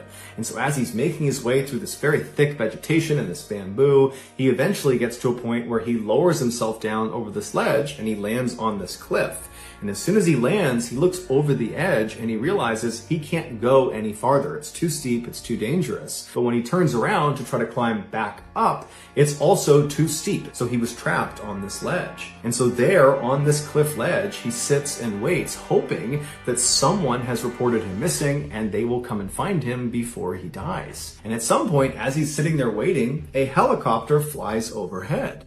And Kenji most likely was elated. He probably believed they saw him and he thought he was going to get rescued, but the helicopter would eventually just fly away, giving no indication of whether they had actually seen Kenji. And so for what must have been at least a couple of days, Kenji sat on this ledge expecting this helicopter to come back, but over time, he gradually came to the conclusion that that helicopter had probably not seen him and they were not coming back. There was no rescue party inbound for him.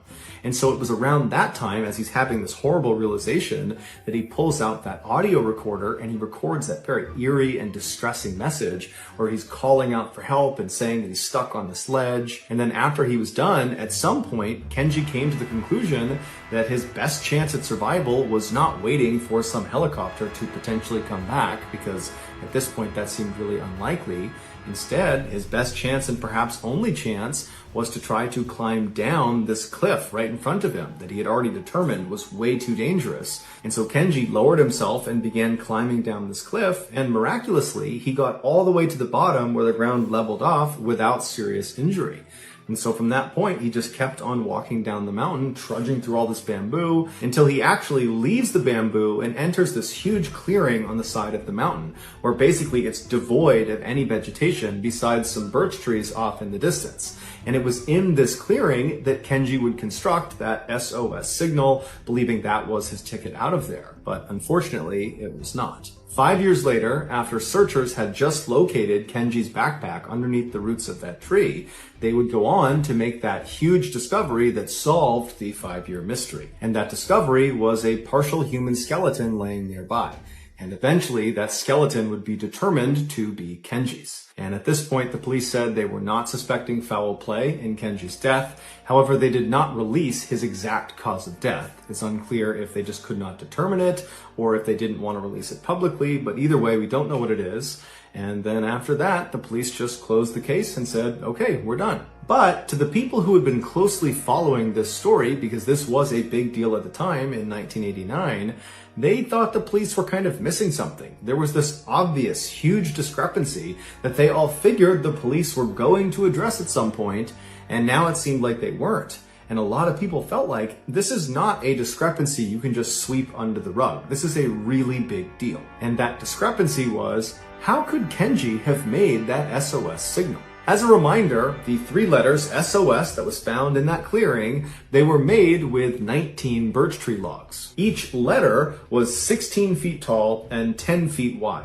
And each log, each birch tree log that made these letters up, They were all about the same length and appeared to have been expertly cut, indicating they had been chopped with an axe or some other cutting tool. And where this SOS was actually located in that clearing, it was several hundred feet away from the other birch trees. So on top of the enormous effort that would go into cutting down 19 trees with an axe, and I can assure you that cutting down a tree with an axe or a hatchet is way harder than you think it is, Kenji would have also had to expend a lot of additional energy just dragging the felled logs over to the area where he actually built the signal. Basically, this was a gargantuan task that even for someone who was fit and healthy and strong in the best of conditions, they would still struggle with this. And so the idea that Kenji, after being missing in the wild for several days, he's probably dehydrated, he's famished, he's tired, he's sore, he's scared, he's in the worst possible shape you can be in, the idea that he pulled this off is kind of unbelievable. And in fact, the person who did Kenji's autopsy would say that Kenji was not physically capable of putting together that SOS signal. He was just too weak. And there's another complication to factor in. There was no axe or any other cutting tool found anywhere near the SOS signal, near the skeleton, near the backpack, nowhere. There was no cutting tool. So either Kenji did have an axe and somehow mustered the superhuman strength necessary to chop down 19 trees and then he built this SOS signal, in which case, why didn't the authorities find the axe? Or Kenji did not have an axe, in which case, why were there 19 perfectly cut birch logs just laying around in an area that virtually no one went intentionally? When the police just would not answer these simple questions about the axe, people began coming up with their own theories as to what happened. The most prominent theory was that Kenji was not actually alone. This would explain how he went about building that SOS signal. He had help. And it would also explain why Kenji's family, when they heard that audio recording for the first time, they said, that doesn't sound like our son. And so according to this additional person theory, that recording wasn't of Kenji. It was of this other person, this additional person. People who subscribe to this theory also point out that originally the skeleton was not classified as belonging to Kenji. It was classified as belonging to some unknown female with type O blood. The media and the public went crazy at this revelation, and very quickly the police were being hit with lots of questions about this development, which they had no idea what to say about it. And so they looked kind of bad in the media. They didn't have very many answers. They didn't have any leads. The pressure was building. And then all of a sudden the police say, oh, we looked at the bones again, and it turns out they were not type O blood female. They were actually type A blood male, which conveniently is the same sex and blood type as Kenji. Some say this was a pure fabrication by police to very conveniently tie up all the loose ends of a case they were doing a very bad job solving, that in reality, those were not Kenji's bones. Kenji's still somewhere out there. We haven't found him yet. And those bones belong to some unknown female with type O blood. And she was the additional person. But the reality is, even if this additional person theory is plausible, it's highly unlikely it will ever be looked at seriously by authorities, because at this point, the case is considered closed. So as of now, the only thing we can all say with certainty is that an SOS sign on the side of this mountain saved the lives of two men from Tokyo in 1989. But exactly who the sign builder or builders were, and then what happened to them, still remains a mystery for many people.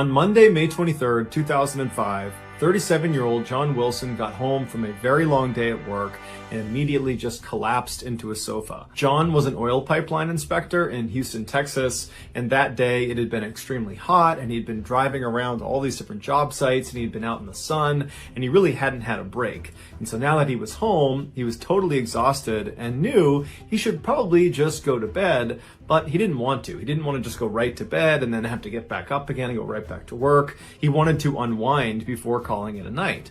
And so he decided what he would do to unwind would be to go fishing, something he really loved to do. Normally, John did a lot of freshwater fishing, but tonight he decided he would do some saltwater fishing. And so at about 7:30 p.m. that night, he grabbed his fishing rod and his tackle box, he threw it in the back of his pickup truck, and then he hit the road. About an hour and a half later, he had driven all the way south to the very coast of Texas to a beach called Crystal Beach, which is right on the Gulf of Mexico. And instead of parking in one of the parking spaces in the lot, John, like he always did, just drove right through the gate out onto the actual beach. This beach actually had a reputation for having really hard-packed sand, almost like cement, because so many people like John would drive their vehicles out onto the beach. And so he goes through the gate and he drives straight out towards the water. And although it wasn't completely low tide yet, it was making its way towards low tide. And so there was a lot of beach exposed. And so John drove for quite a while and then he parked still in the tidal zone, but well away from the water. John probably figured that he would not be there long enough for it to matter because high tide was not for several hours. And so John hops out of his truck, he preps his fishing rod, and he walks out into the actual surf and he begins to fish. And it would have been very, very peaceful as there was not really anyone else down there as it was pretty much the middle of the night. There might have been a couple other fishermen nearby, but that was about it. And for a while, John probably just enjoyed the peace and quiet. He enjoyed fishing. And then after a while, John got overwhelmingly tired. Maybe it was from all the work earlier in the day out in the sun that was just finally catching up to him, or maybe it was all the moving around in the surf, getting knocked around by the water that was making him tired, or maybe it was both. But either way, John decided he wanted to take a nap before he headed home again. And so he left the surf zone, he dropped his fishing rod in the back of his truck, and then he crawled underneath his truck to take a nap. The following morning, a man who was out for a walk near Crystal Beach looked out into the water and he saw a truck was half submerged in the surf zone. And so he called the police, and then the police called a tow truck, and then the tow truck driver showed up to the beach, and when he got there, it was still relatively high tide, and so he had to wait until it was low tide enough that he could actually attach the chains and start pulling this truck out of the surf zone. And so finally, when it was low tide enough, the tow truck driver walked down, and as soon as he was standing next to this partially submerged vehicle, he saw there was a body poking out from underneath it, and that body belonged to John Wilson. No one knows for sure what happened to John after he climbed underneath his truck.